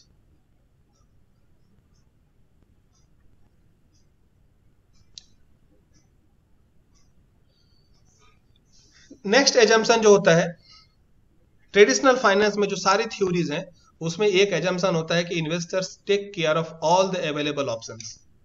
जो इन्वेस्टर होता है वो जितने भी ऑप्शंस होते हैं मार्केट में सबको पूरी तरह से अच्छे से स्क्रीनिंग कर लेता है और तब वो एक डिसीजन लेता है। सारे जो इंफॉर्मेशन होते हैं सब वो पढ़ लेता है, फिर एक डिसीजन लेता है। ठीक है, अब जैसे देखिए एक लड़का है, आप में से कोई लड़का होगा, कोई लड़की होगी, और आपको शादी करनी है। और अगर आप इसी तरह से रैशनैलिटी में जाएं तो अगर आपको शादी करने, तभी दुनिया की आबादी 700 करोड़ है, 700 करोड़ में से 350 करोड़ लड़कियां और 350 करोड़ लड़के हैं, यानी मेल और फीमेल। और 350 करोड़ में से कम 100 करोड़ ऐसे होंगे जो कि आपके एज रेंज में होंगे, जिससे आप शादी कर सकते हैं। अगर आप इसी क्राइटेरिया पे जाएं तो आपको जो है शादी करने के लिए, अगर हर किसी को आप देखें कि मैं सारे जितने भी मेरे पास अवेलेबल ऑप्शन है मैं सबको देखूंगा, उसके बाद ही मैं एक डिसीजन पे आऊंगा। ठीक है, तो वो लोग क्या होगा, अल्टीमेटली उसकी शादी नहीं होगी। क्योंकि अगर मान लो अगर उसने सोचा कि वो एक दिन में अगर एक लड़का या एक लड़की से भी मिलता है तो अल्टीमेटली उसको पूरे 1 करोड़, पूरी जिंदगी में जो है 3 से 4 लाख लोगों को भी नहीं मिल पाएगा। 1 करोड़ और 100 करोड़ और 50 करोड़ की बात ही छोड़िए, और अल्टीमेटली उसकी कोई शादी नहीं होगी। अगर सोचे कि दुनिया में जितनी लड़कियां हैं, या लड़कियां सोचे कि कोई लड़की की दुनिया में जितने लड़के, मैं सबको देख करके then I will arrive at a decision कि मुझे किससे शादी करनी है। सारे हम ऑप्शंस खंगालेंगे तब हम एक डिसीजन लेंगे, और there is every probability that उसकी शादी नहीं होगी। ठीक है, उसी तरह से मार्केट में बॉम्बे स्टॉक एक्सचेंज जैसे है हमारा, उसमें करीब 8000 सिक्योरिटीज हैं।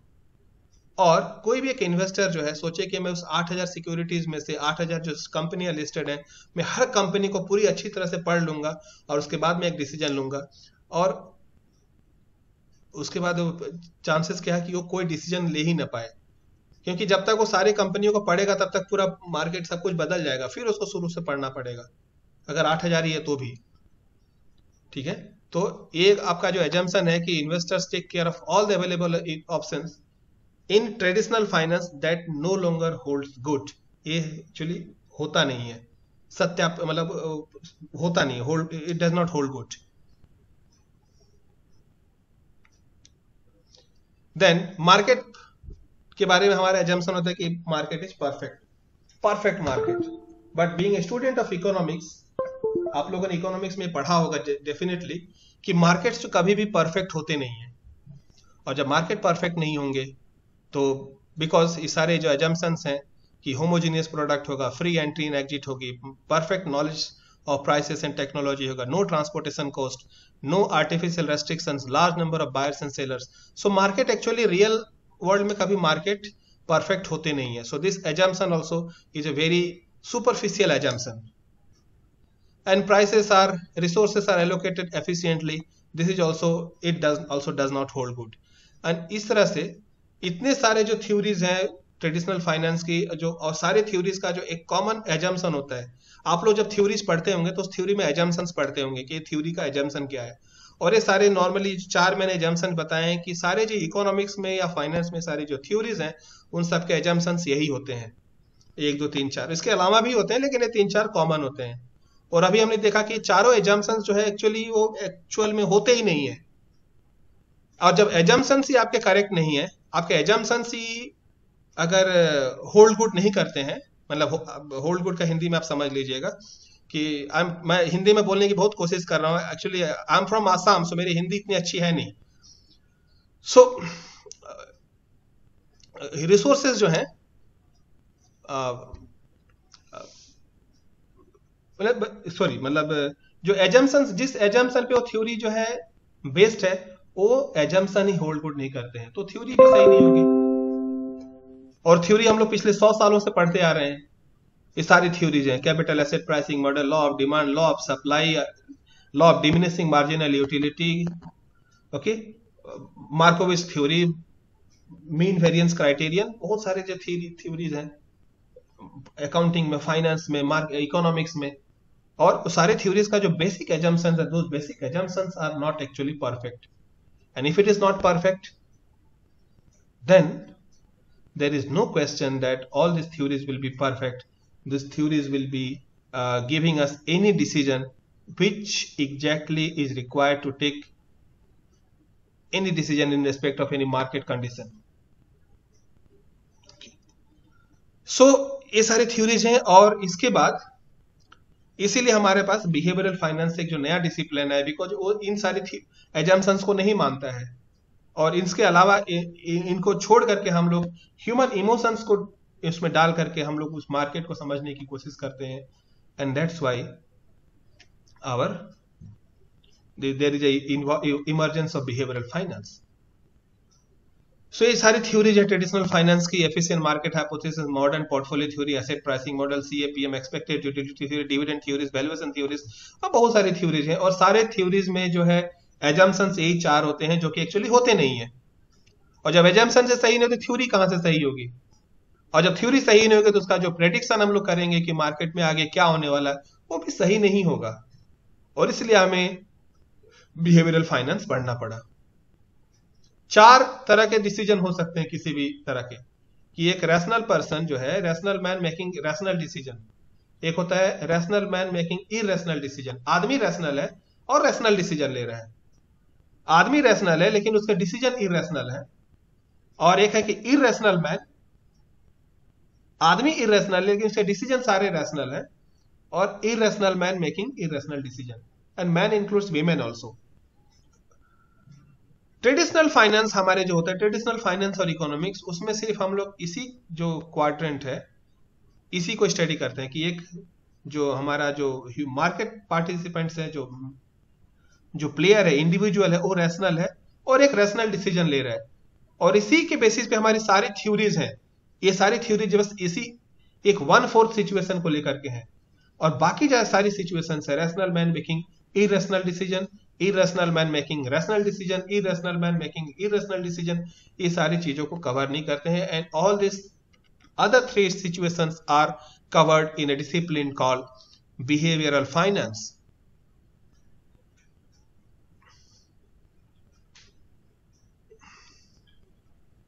So the premise of behavioral finance states that by considering psychological factors, sociological factors, anthropological factors into account, the effectiveness of investment strategies can be enhanced. And behavioral finance is a branch of study that uses psychology-based theories to explain market anomalies. There are certain theories in behavioral finance like prospect theory, nudge theory, regret theory, anchoring, disposition effect, mental accounting, overreaction, overconfidence, gambler's fallacy, herd behavior, and many more. So today we shall be trying to learn this prospect theory and regret theory, what actually is there in your syllabus. Prospect theory and regret theory. Now what is prospect theory? Just a minute, I'm trying to have some water.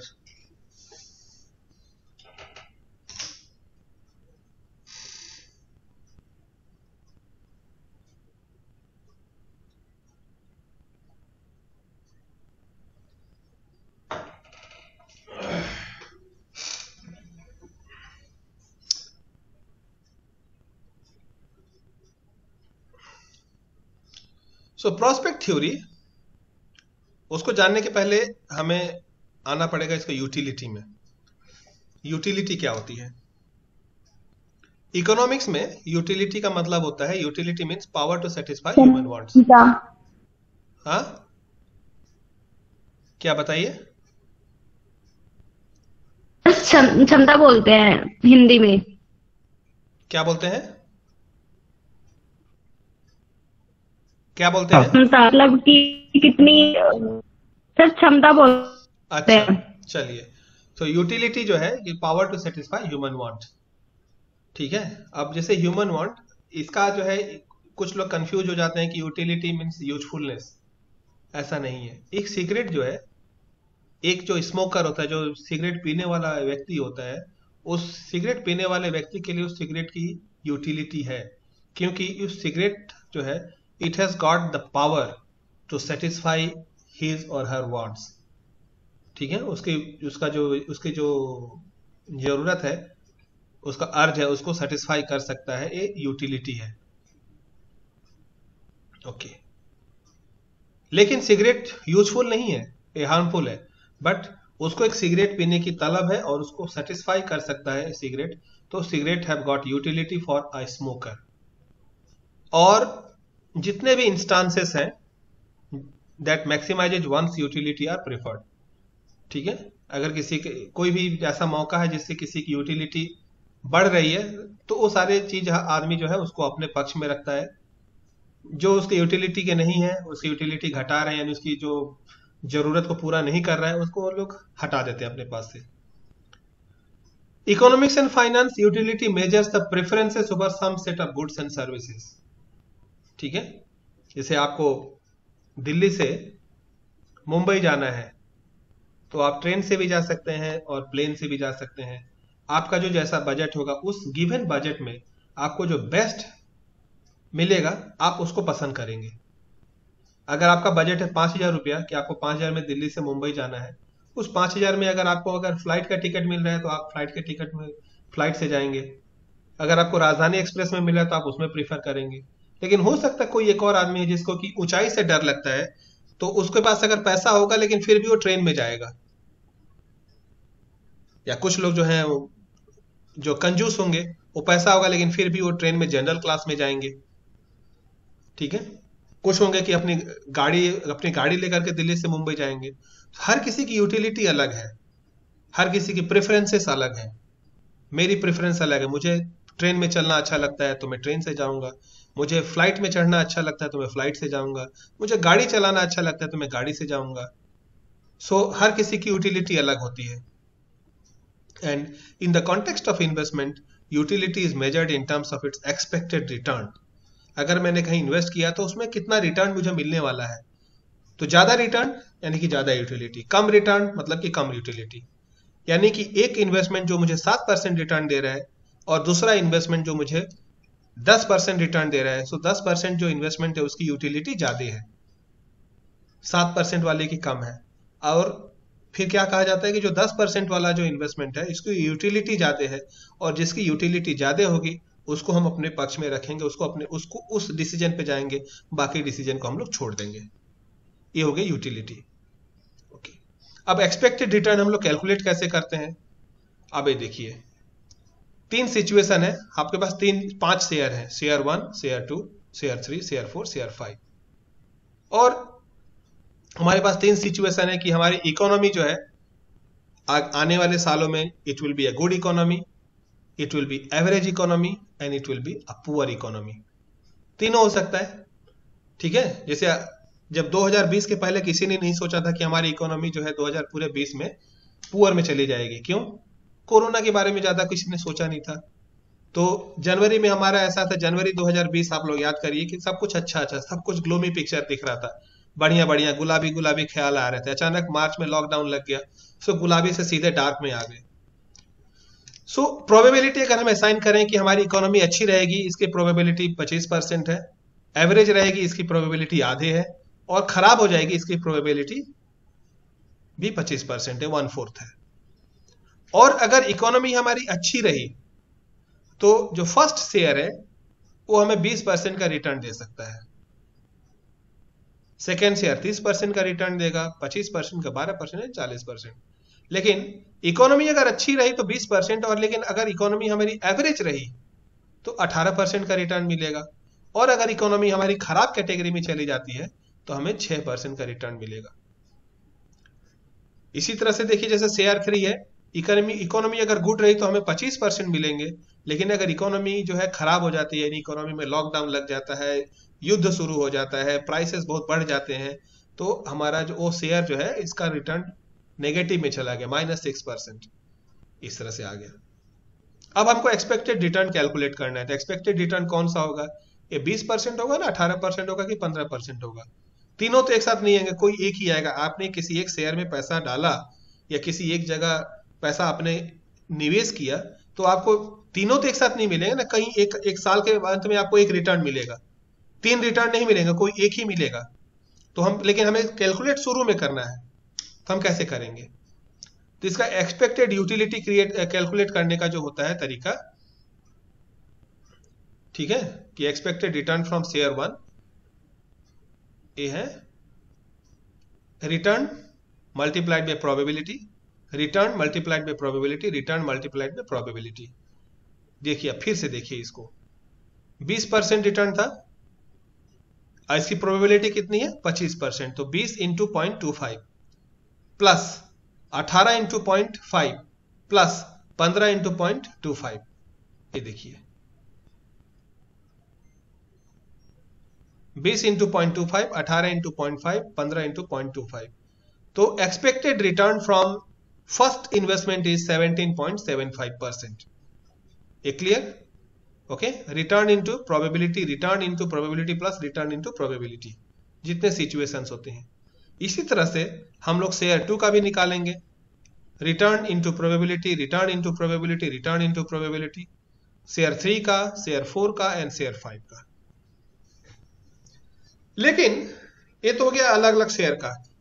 अब हमें पूछा गया कि combined return कितना होगा। क्या suppose किसी आदमी ने ये 5 शेयर ले रखे हैं एक प्रोपोर्शन में, ठीक है, कि उसके पास शेयर 1 में भी इन्वेस्टमेंट है, शेयर 2 में भी है, शेयर 3 में भी है, शेयर 4 में भी है, शेयर 5 में भी है।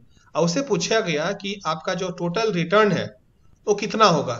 वो क्या बताएगा? 17 बताएगा या 24 बताएगा या 10 बताएगा या 22 बताएगा या 30 बताएगा, क्योंकि चारों का, 5 का तो रिटर्न अलग अलग है। तो अगर सपोज उसने इसको इन्वेस्ट किया है इस रेशियो में 1:2, 3:4, 4:5, यानी कि उसका टोटल जो रिटर्न इन्वेस्टमेंट है कितना है? मान लीजिए 1 और 2, 3, 3, 6, 4, 10, 5, 15, 15 रुपया है। 15 रुपया में से 1 रुपया उसने फर्स्ट शेयर में लगाया है, 2 रुपया उसने सेकेंड शेयर में लगाया है, 3 रुपया उसने थर्ड शेयर में लगाया है, 4 रुपया उसने फोर्थ शेयर में लगाया और 5 रुपया उसने फिफ्थ शेयर में लगाया है। तो उसका रिटर्न, पूरा ओवरऑल रिटर्न कितना होगा? 1/15। 15 कैसे हो गए? इन पांचों को जोड़िए तो 15 हो गया। टोटल इन्वेस्टमेंट उसका 15 है। 15 में से 1 उसका फर्स्ट शेयर में है और पहले का उसका रिटर्न कितना आया? 17.75%। फिर दूसरा में 2/15, यानी देखिए 2 दूसरे शेयर में है, टोटल 15 इंटू 24 क्या है?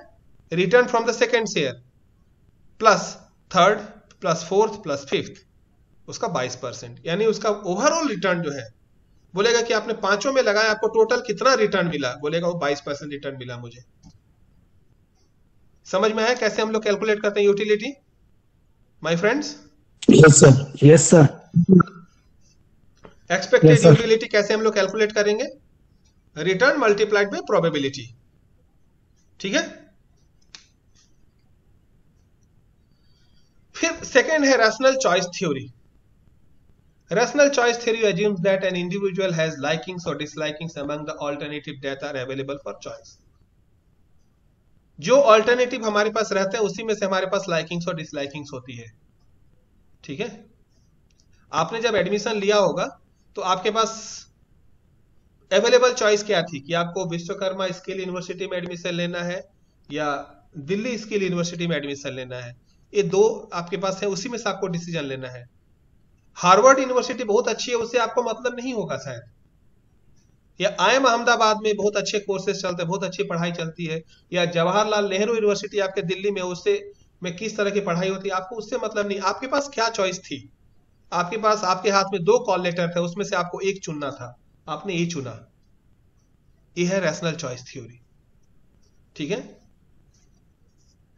और these are called preferences. and all these preferences are supposed to be complete as well as transitive. And any individual who is considered to be rational agent is expected to take into consideration all the available informations, probabilities of different probable events, the potential cost and benefit in shaping preferences, and accordingly he has to act steadily in choosing the self-determined best choice of action. वही है कि सब कुछ लेकर के एक best choice लेगा, ये रैशनल चॉइस थ्योरी कहती है, जिसको हम लोग पहले ही खारिज कर चुके हैं, पहले बताया कि ऐसा होता नहीं है, लेकिन एक थ्योरी है. And now come to this prospect theory. This is a photograph of Daniel Kahneman. This person have got Nobel Prize of Economics in the year 2002 for his work on the theory called prospect theory. But this Daniel Kahneman, he is not an economist. Basically, he was a psychologist. And in 2002, the Nobel Prize of Economics was given to a psychologist. Okay? अब ऐसा क्या हुआ था, ये भी हम पढ़ते हैं, उनकी थ्योरी क्या थी, उन्होंने क्या कहा था. तो दो लोग थे, कैनमैन एंड ट्वेर्स्की, 1979. और उनको मिला कि people do not actually process information in such a rational way. जो हम लोग पहले भी कि लोग जो है कोई भी इंफॉर्मेशन को एक रैशनल वे में प्रोसेस नहीं करते हैं. हमें क्या सुनाया गया उसके पीछे का जो एक्चुअल रैशनैलिटी है वो हम लोग उसको नहीं देखते हैं. रादर उस डिसीजन को और उस इंफॉर्मेशन को हमारे सामने किस तरह से प्रेजेंट किया गया उसके हिसाब से हम प्रोसेसिंग करते हैं. जैसे राजा को कहा गया कि आप अपने परिवार में सबसे ज्यादा दिन तक जिएंगे, तो खुश हो गया. और सबसे ज्यादा दिन तक जिएंगे इसका मतलब क्या हुआ कि उसके बाकी लोग जो है उसके सामने मरेंगे. अब उसने कह दिया सामने मरेंगे तो वो नाराज हो गया. ठीक है. So that decision is based on the way of presentation of information. किस तरह से इंफॉर्मेशन प्रेजेंट किया जाता है. And if particular information is presented in the context of loss और गेन. ओके. एक और आपको एक एग्जांपल दे रहा हूं. ओके. और मैं सारी मतलब यहाँ पर जितनी भी स्त्री जाति के लोग हैं सबसे पहले मैं माफी मांग लेता हूं कि मुझे अन्यथा ना समझें. हम लोग लड़कियों को आशीर्वाद देते हैं सौभाग्यवती भव. ठीक है. जो शादीशुदा लड़कियां होती हैं मतलब औरतें होती हैं उसको हम लोग कहते हैं सौभाग्यवती भव. देते हैं. करेक्ट और नॉट करेक्ट? Yes sir. और से लोग खुद लड़कियां खुश भी हो जाती हैं, होती है कि नहीं? Yes sir. इसका लेकिन दूसरा मतलब क्या है कि तुम अपने पति से पहले मर जाओ. करेक्ट है कि नहीं है? Yes sir. यस. ठीक है. लेकिन एक इस तरह से मतलब how the information is presented and how actually it is being perceived. ठीक है. उस हिसाब से लोग डिसीजन लेते हैं खुश होना है कि नाराज होना है. ओके. सो प्रोस्पेक्ट थ्योरी क्या है? This was propounded by Tversky and Kahneman and they found that contrary to the expected utility theory. अभी हमने आपको एक्सपेक्टेड यूटिलिटी के बारे में बताया कैसे कैलकुलेट किया जाता है. People place different weights on gains and losses and on different ranges of probability. ठीक है. एक्सपेक्टेड यूटिलिटी थ्योरी के खिलाफ जाकर के लोग जो लाभ या हानि होती है उसके लिए लोग अलग अलग तरीके से महत्व अलग अलग होता है. लोगों का महत्व अलग अलग होता है. क्या महत्व होता है? Individuals are much more distressed by prospective losses then they are happy by equivalent gains. जितना अगर उसको लॉस हुआ उससे वो लोग को दुख ज्यादा होता है, लेकिन अगर कुछ फायदा हुआ तो उससे उनको खुशी जो है कम होगी. यानी कि 100 रुपया मिलने से आपको जितनी खुशी होगी,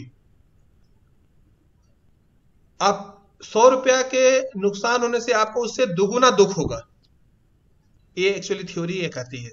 यानी कि अगर 100 रुपया मिलता है तो जिसको इंसान को जितनी खुशी मिलती है उसकी तुलना में वही 100 रुपया अगर उसका नुकसान हो गया तो उसको उससे ज्यादा डबल उसको पेन होता है, दुख होता है. This is called prospect theory. Okay. और people are willing to take more risk to avoid losses than to realise gain. ठीक है, हम लोग ये पढ़ते हैं कि जैसे मोर रिस्क मोर गेन, ज्यादा रिस्क लेंगे ज्यादा आपको गेन मिलेगा, ज्यादा फायदा मिलेगा। लेकिन प्रोस्पेक्ट थ्योरी में गया कि लोग रिस्क तभी लेते हैं जब उनके पास बाकी सारे दरवाजे बंद हो जाते हैं। ठीक है, तो लोग रिस्क लेते हैं to avoid losses, not to maximise gains. Okay, अपना फायदा बढ़ाने के लिए लोग रिस्क नहीं लेते हैं, लेकिन अगर नुकसान हो रहा है तो उसको अवॉइड करने के लिए, उसको कम करने के लिए लोग ज्यादा रिस्क लेते हैं। यानी कि कोई भी आदमी जो बिजनेस करता है, अगर उसको प्रॉफिट हो रहा हो तो वो रिस्क नहीं लेगा, लेकिन अगर नुकसान हो रहा होता है तो उस नुकसान को अवॉइड करने के लिए that person will take more risk to avoid all those losses.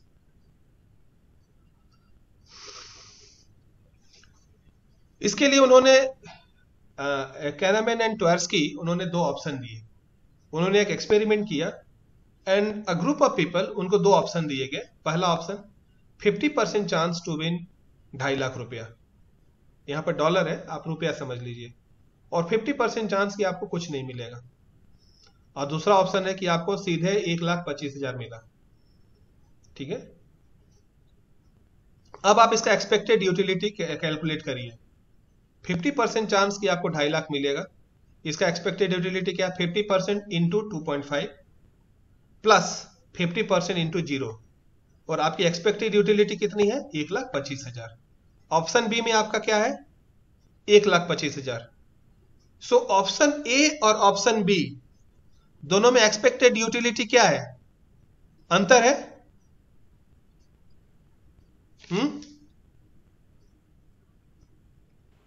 Same है सर। सेम है, दोनों में आपको 1,00,000 जो एक्सपेक्टेड यूटिलिटी अभी आपको जो मैंने समझाया, एक्सपेक्टेड यूटिलिटी दोनों ही केस में बराबर है। 1,25,000 ऑप्शन बी और 1,25,000 ऑप्शन ए। लेकिन इसमें क्या हुआ कि लोग 78% of the people choose option B. ठीक है, यानी कि 80% लोग जो है ऑप्शन बी चुना, 1,25,000।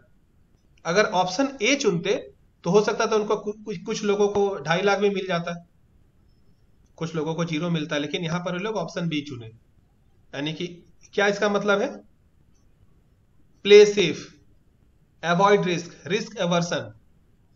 हमें रिस्क नहीं लेना है। अगर हमारे पास सर्टेन गेन है, ऑप्शन बी में तो सर्टेन गेन था ना, एकदम पक्का 1,25,000 मिलेगा। हाँ, यस सर। तो जब पक्का एकदम मिलेगा 1,25,000 तो हमें भाई we have to play safe, बस हम रिस्क नहीं लेंगे। ठीक है, लेकिन इसी को अगर दूसरे कॉन्टेक्स्ट में प्रेजेंट किया गया जब, और इसमें क्या है, जैसे कि for the same expected value investors are always risk averse. ठीक है, फिर सेकेंड ऑप्शन, पहला वाला जो क्या था, ये विन वाला था ना, देखिए जस्ट ये विन दिख रहा है। सेकेंड वाला 50% chance of losing 2,50,000 and 50% chance that you will not be losing anything. And option B में है कि सर्टेन लॉस ऑफ 1,25,000। जस्ट सारे फिगर सेम है, बस विन की जगह लॉस कर दिया। और अगर यहां पर भी फिर हम अगर एक्सपेक्टेड यूटिलिटी कैलकुलेट करें कितना होगा, ऑप्शन ए का है 50% इंटू -2.5 प्लस 50% इंटू 0 माइनस 1,25,000। ये आपको ऑप्शन ए में लूज करना है, ऑप्शन बी में certainly you have to lose 1,25,000। और यहां पर जब लोगों को दिया गया, so 61% of the people choose option A. यहां पर एक्चुअली क्या है कि उनके पास 2.5 लाख भी तो लॉस हो सकता है ना। अगर वो फर्स्ट हाफ में उनका आ गया, लॉटरी निकल गई, तो उनको कितना पे करना पड़ेगा?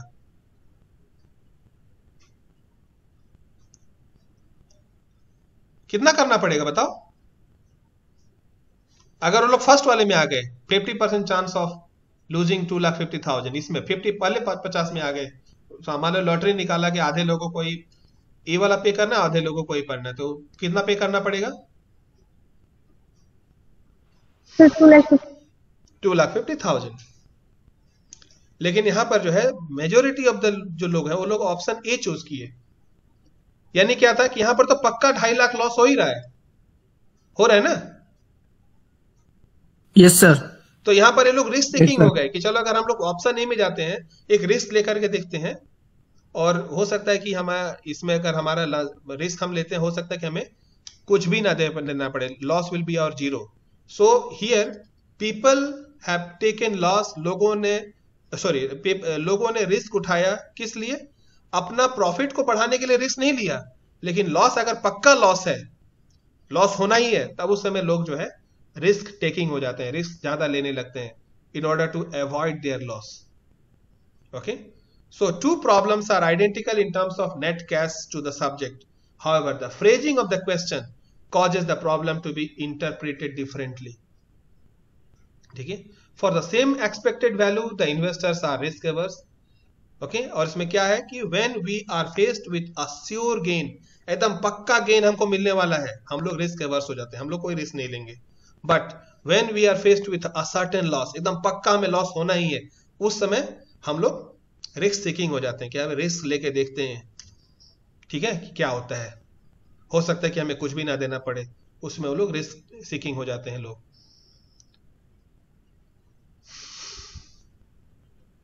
तो एक्चुअली उन लोगों ने जो एक्सपेरिमेंट किया था, वो 2.5 लाख और 1,25,000 पे नहीं किया था, उन्होंने $1,000 और $500 पे किया था. सेम क्वेश्चन वही है. और उसके बाद एक एस कर्व बनाया. अल्टीमेटली यहां पर है साइकोलॉजिकल वैल्यू. दिस इज कि आपको जो लॉस हो रहे हैं, लॉस या गेन है, दिस इज गेन. और उसके हिसाब से अगर हमें उसको अगर हम मेजर करें कि अगर 100 रुपया हो, आप खुशी कितनी हुई, इसको 200 रुपया तो आपको कितनी खुशी हुई है. अगर हम एक स्केल बनाकर हम मेजर करें और इसके हिसाब से अगर इसको हम प्लॉट करते जाए, तो आपको देखो कि ऐसे आ रहा है, और फिर इसके बाद यहां आकर के इस तरह से चला गया. तो देखिए 100 रुपया जब हुआ, उनका प्रॉफिट हुआ $100, तो उनको इतना, ये जो दिख रहा है ना, इतना उनको प्लेजर मिला, खुशी हुई. लेकिन जब $100 या 100 पाउंड इनका लॉस हुआ, उल्टा आया, तो उनका जो पेन है इससे डबल है. So the pain of losing $100 और 100 पाउंड और 100 rupees is twice than that of the joy of gaining 100 pound. ठीक है, 100 रुपया या 1 रुपया या 1000 रुपया नुकसान होने पर जितना दुख होता है, वो दुख जो है डबल होता है देन वो करस्पॉन्डिंग 100 रुपया का कि गेन होने पर हमें जितनी खुशी होती है. ये उनका जो एक वैल्यू फंक्शन उन्होंने जो प्रपोज किया था, इसका एक की मतलब ये है फाइंडिंग है कि 100 रुपया के या जो भी एक अमाउंट है, एक्स अमाउंट, वाई अमाउंट, उस अमाउंट को अगर गेन होने पर, प्रॉफिट होने पर, अर्न करने पर जितनी हमको खुशी होती है, उससे डबल हमको दुख उसके नुकसान होने पर होता है. This is the value function as proposed by kahneman and Tversky in the theory, prospect theory.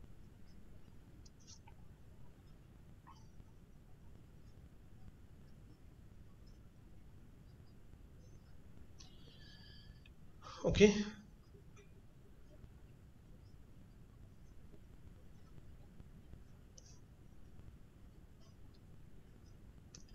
और इसीलिए एक सिचुएशन आपने बहुत जगह आपने देखा होगा कि despite the fact that one still end up with a gain of ₹500 in either case, most people view a single gain of ₹500 more favourably than gaining ₹1000 and then losing 500.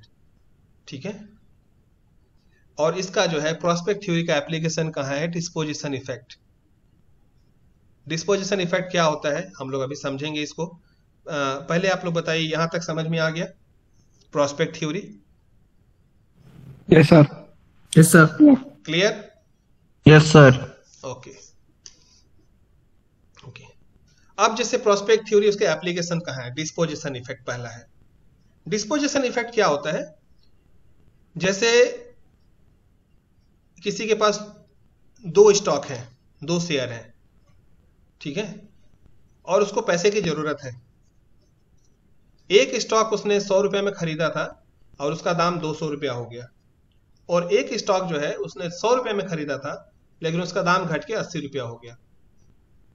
ठीक है, और उसे पैसे की जरूरत है, तो वो इन्वेस्टर जो होगा, लड़का या लड़की कोई भी, ऐसा देखा गया है कि वो जो विनिंग स्टॉक है उसको वो लोग बेचते हैं, पहले बेचेंगे। यानी 100 रुपया जो है जिसका दाम बढ़ के 200 रुपया हो गया है उसको पहले बेचेंगे, और जो लूजिंग स्टॉक है उसको अपने पास रखेंगे। क्यों? क्योंकि अगर वो लूजिंग स्टॉक को उन्होंने बेचा, 100 रुपया का स्टॉक है और आज उसका दाम घट के 80 रुपया हो गया, तो जैसे ही उसको बेचा उनको कितना लॉस हुआ? 20 रुपए 20 रुपए का। 20 रुपए का लॉस जैसे ही होता है तो लॉस क्या होता है? प्रोस्पेक्ट थ्योरी क्या कहते हैं? Losses gives pen. लॉस जब होता है तो दुख होता है ना। Yes sir. जब तक उसको नहीं बेचा और लॉस आपका रजिस्टर्ड नहीं हुआ, लॉस बुक नहीं हो रहा है, ठीक है। और इसीलिए डिस्पोजिशन इफेक्ट करता है कि tendency of the people to sell the winning stock, the stock which has gone up in value, उसको लोग पहले बेचते हैं, then a stock which has gone down in value. The stock जो नीचे आ गया है, जो लॉस में चल रहा है, उसको लोग नहीं बेचेंगे। और ये स्टॉक के यार कोई प्रॉपर्टी भी आप सोच लीजिए कि कोई भी प्रॉपर्टी जिसका दाम बढ़ा हुआ है उसको लोग जल्दी बेचते हैं, जिसका दाम घटा हुआ उसको लोग नहीं बेचेंगे, ठीक है। क्यों? कि अगर हमने कम दाम पे बेचा तो वो लॉस बुक हुआ, एंड लॉसेस गिव्स पेन। ये प्रोस्पेक्ट थ्योरी कहती है कि, और लोग क्या है कि लोग लॉस पेन नहीं लेना है, हर कोई पेन को अवॉइड करना चाहता है, दुख को अवॉइड करना चाहता है। और दुख को अवॉइड करने का तरीका है कि हम उसको लॉस को हम रजिस्टर ही ना करें, ठीक है। बट एक्चुअली ये एक तरह का बायस है, एक तरह का इन्वेस्टमेंट बायस है, और एक तरह की एक मतलब एक गलत चीज है। कैसे गलत है आपको समझा रहा हूं। इंडिया ने वर्ल्ड कप जीता था, cricket world cup. Yes sir. कब जीता था?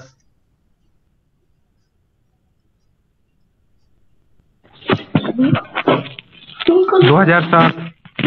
2007 में तो T20 का जीता था, 50-50 वाला। 2011 में जीता था। कैसे जीता? क्यों जीता? यानी हमारे पास अच्छी टीम थी।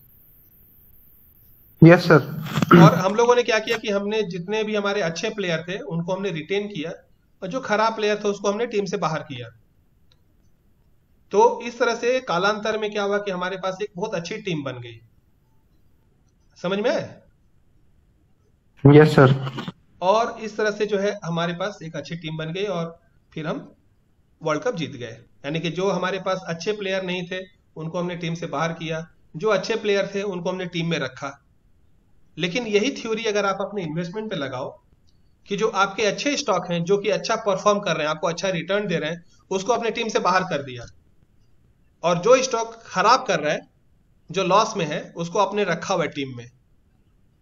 और कालांतर में आपके पास ऐसी पोर्टफोलियो बन जाएगी, ऐसे खाली वही स्टॉक रहेंगे जो कि खाली लॉस मेकिंग स्टॉक्स हैं। और लॉस मेकिंग स्टॉक को लेकर के क्या आप एक प्रॉफिट की आशा कर सकते हैं? नो, नहीं कर सकते। No sir. हाँ, यही है। अब जैसे कि एक केस है, पढ़ाई पढ़ने में आ रहा है। Yes. So Mr. Yes, sir. Saksham Yes, sir. has brought 100 shares each of the two companies, namely in Jayaprakash Associate and G Telefilms. JP Associates आपने नाम सुना होगा, काफी यूपी में नाम चर्चा में रहता है। G Telefilms ये भी आपने सुना होगा। JP Associates उन्होंने खरीदा 290 रुपए में, और G Telefilms 185 रुपए में। कब खरीदा? दिसंबर 2007 में। On September 2008, he was in need of approximately 20,000 and he has no other investment other than these two shares. उनके पास यही दो शेयर हैं, जयप्रकाश एसोसिएट और जी टेलीफिल्म्स के शेयर हैं। Then he had decided to liquidate मतलब बेचना, a part of his portfolio consisting of two shares. ये जो दो शेयर उसको बेचे, उनके पास पैसा चाहिए तो इन दोनों को बेचना पड़ेगा। So he had checked the prices of both the shares in the stock market at that time. कब? सितंबर 2008 में देखा, और he found that Jayaprakash Associate had registered a significant fall in its value and it was traded at that time at around 80 rupees. कितना में खरीदा था? जयप्रकाश को 290 रुपए में खरीदा था, और एक साल के बाद इसका दाम 80 रुपया हो गया। और जी टेलीफिल्म्स जिसको उन्होंने 185 रुपए में खरीदा था, उसका दाम 300 रुपए पर शेयर हो गया। If he would have sold Jayaprakash Associates, he would have booked a short-term capital loss ठीक है, ऑफ 210 रुपया। 290 रुपया का शेयर था, 80 रुपया में बेच देते तो 210 रुपया का लॉस उनका होता है, which could have been set off against the profits income from other sources and he could have substantially reduced his tax liabilities. Tax कम देना पड़ता। This would have been rational decision, but he had sold his holdings in other company, that is G Telefilms. उन्होंने Jayaprakash associate को नहीं बेचा, G Telefilms को बेचा, and he has sold 70 shares of G Telefilms and booked a short-term capital gain account. Short-term capital gain tax भी पे करना पड़ा। The question is, why had Mr. Saksham chosen to sell a winning stock and retain a losing stock? The answer is disposition effect. Why disposition effect? Answer is prospect theory. What prospect theory says? कि कोई भी आदमी loss नहीं book करना चाहता, क्योंकि अगर एक बार लॉस उसने बुक किया तो लॉसेस गिव्स पेन, और कोई भी दुख नहीं खरीदना चाहता, ठीक है।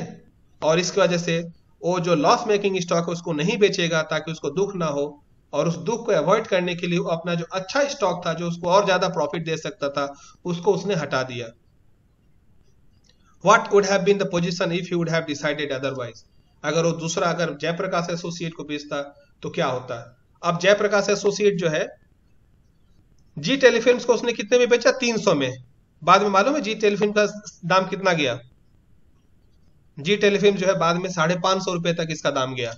अगर इसको ना बेच करके उसको रखा होता तो और ज्यादा प्रॉफिट कर सकता था। और जयप्रकाश एसोसिएट जो 80 रुपए में था वो बाद में क्या हुआ? उसका दाम घट करके 3 रुपया हो गया, 2 रुपया, 80 रुपए से 2 रुपया। यानी उसने 80 रुपये शेयर रखा कि उसको नहीं बेचना है, और बाद में उसका दाम घट के और नीचे आ गया, 2 रुपया हो गया। 290 रुपया का शेयर सिर्फ 2 रुपया कौड़ियों के भाव। लेकिन अगर वो पहले बेच दिया होता तो जो है 80 में अगर बेच दिया होता तो और जो फर्दर 78 रुपया का या 76 रुपया का जो लॉस है वो अवॉइड कर सकता था, लेकिन उसने नहीं किया। क्यों? Disposition effect. क्यों डिस्पोजिशन इफेक्ट क्यों काम करता है? Again the reason is prospect theory, which says that people don't want to book any losses because losses gives pain. Is it clear? Yes, sir. Yes. Yes sir. Reflection effect. This reversing of risk aversion, risk taking in case of gain or loss is termed as reflection effect. Pseudo certainty effect. Pseudo certainty, pseudo मतलब दिखता है certain है लेकिन actually होता नहीं है। Pseudo certainty effect is the tendency of individuals to make risk averse choices in a situation where the expected outcome is positive. उसको पता है कि जो expected outcome है वो पॉजिटिव ही होगा, लेकिन फिर भी वो रिस्क एवर्स चॉइस ही करेगा और रिस्क नहीं लेगा वो। On the other hand, there is a tendency among individuals to go for risky choices in order to avoid negative outcome. ठीक है, नेगेटिव आउटकम को अवॉइड करने के लिए वही जो प्रोस्पेक्ट थ्योरी है कि वो लॉस को अवॉइड करने के लिए वो ज्यादा रिस्क ले रहा है, रिस्की चॉइसेस ले रहा है in order to avoid negative outcome. एक एग्जांपल आपको दे रहा हूं, अभी पहले समझ लीजिए। Pseudo certainty effect is also visible in portfolio management. Prospect theory states that investors like to limit their exposure to risk in case they have an idea that their portfolio return is going to be positive. अगर उनको पता है कि उनका portfolio, उनका जो जहां invest किया वो पॉजिटिव है, सो उस केस में they are going to limit their exposure to, risk नहीं लेंगे। लेकिन अगर उनको पता हो कि they are going to incur losses, then they are expected to engage in risk seeking behaviour. It can then apprehend that they are going to incur losses. A rational investor is expected to take on more risk than when their portfolio is doing well.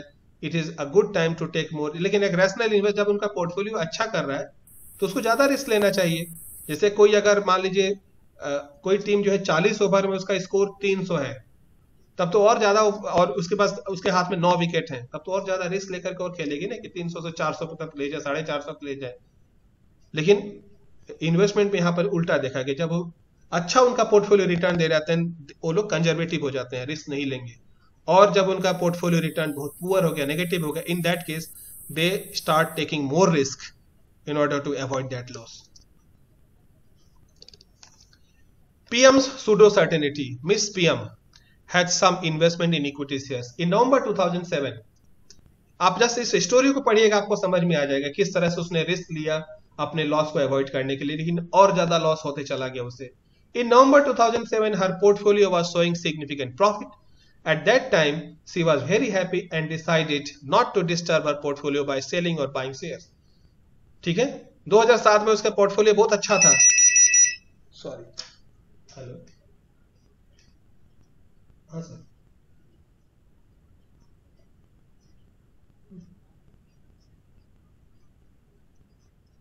आपको करता हूँ class में करता हूँ।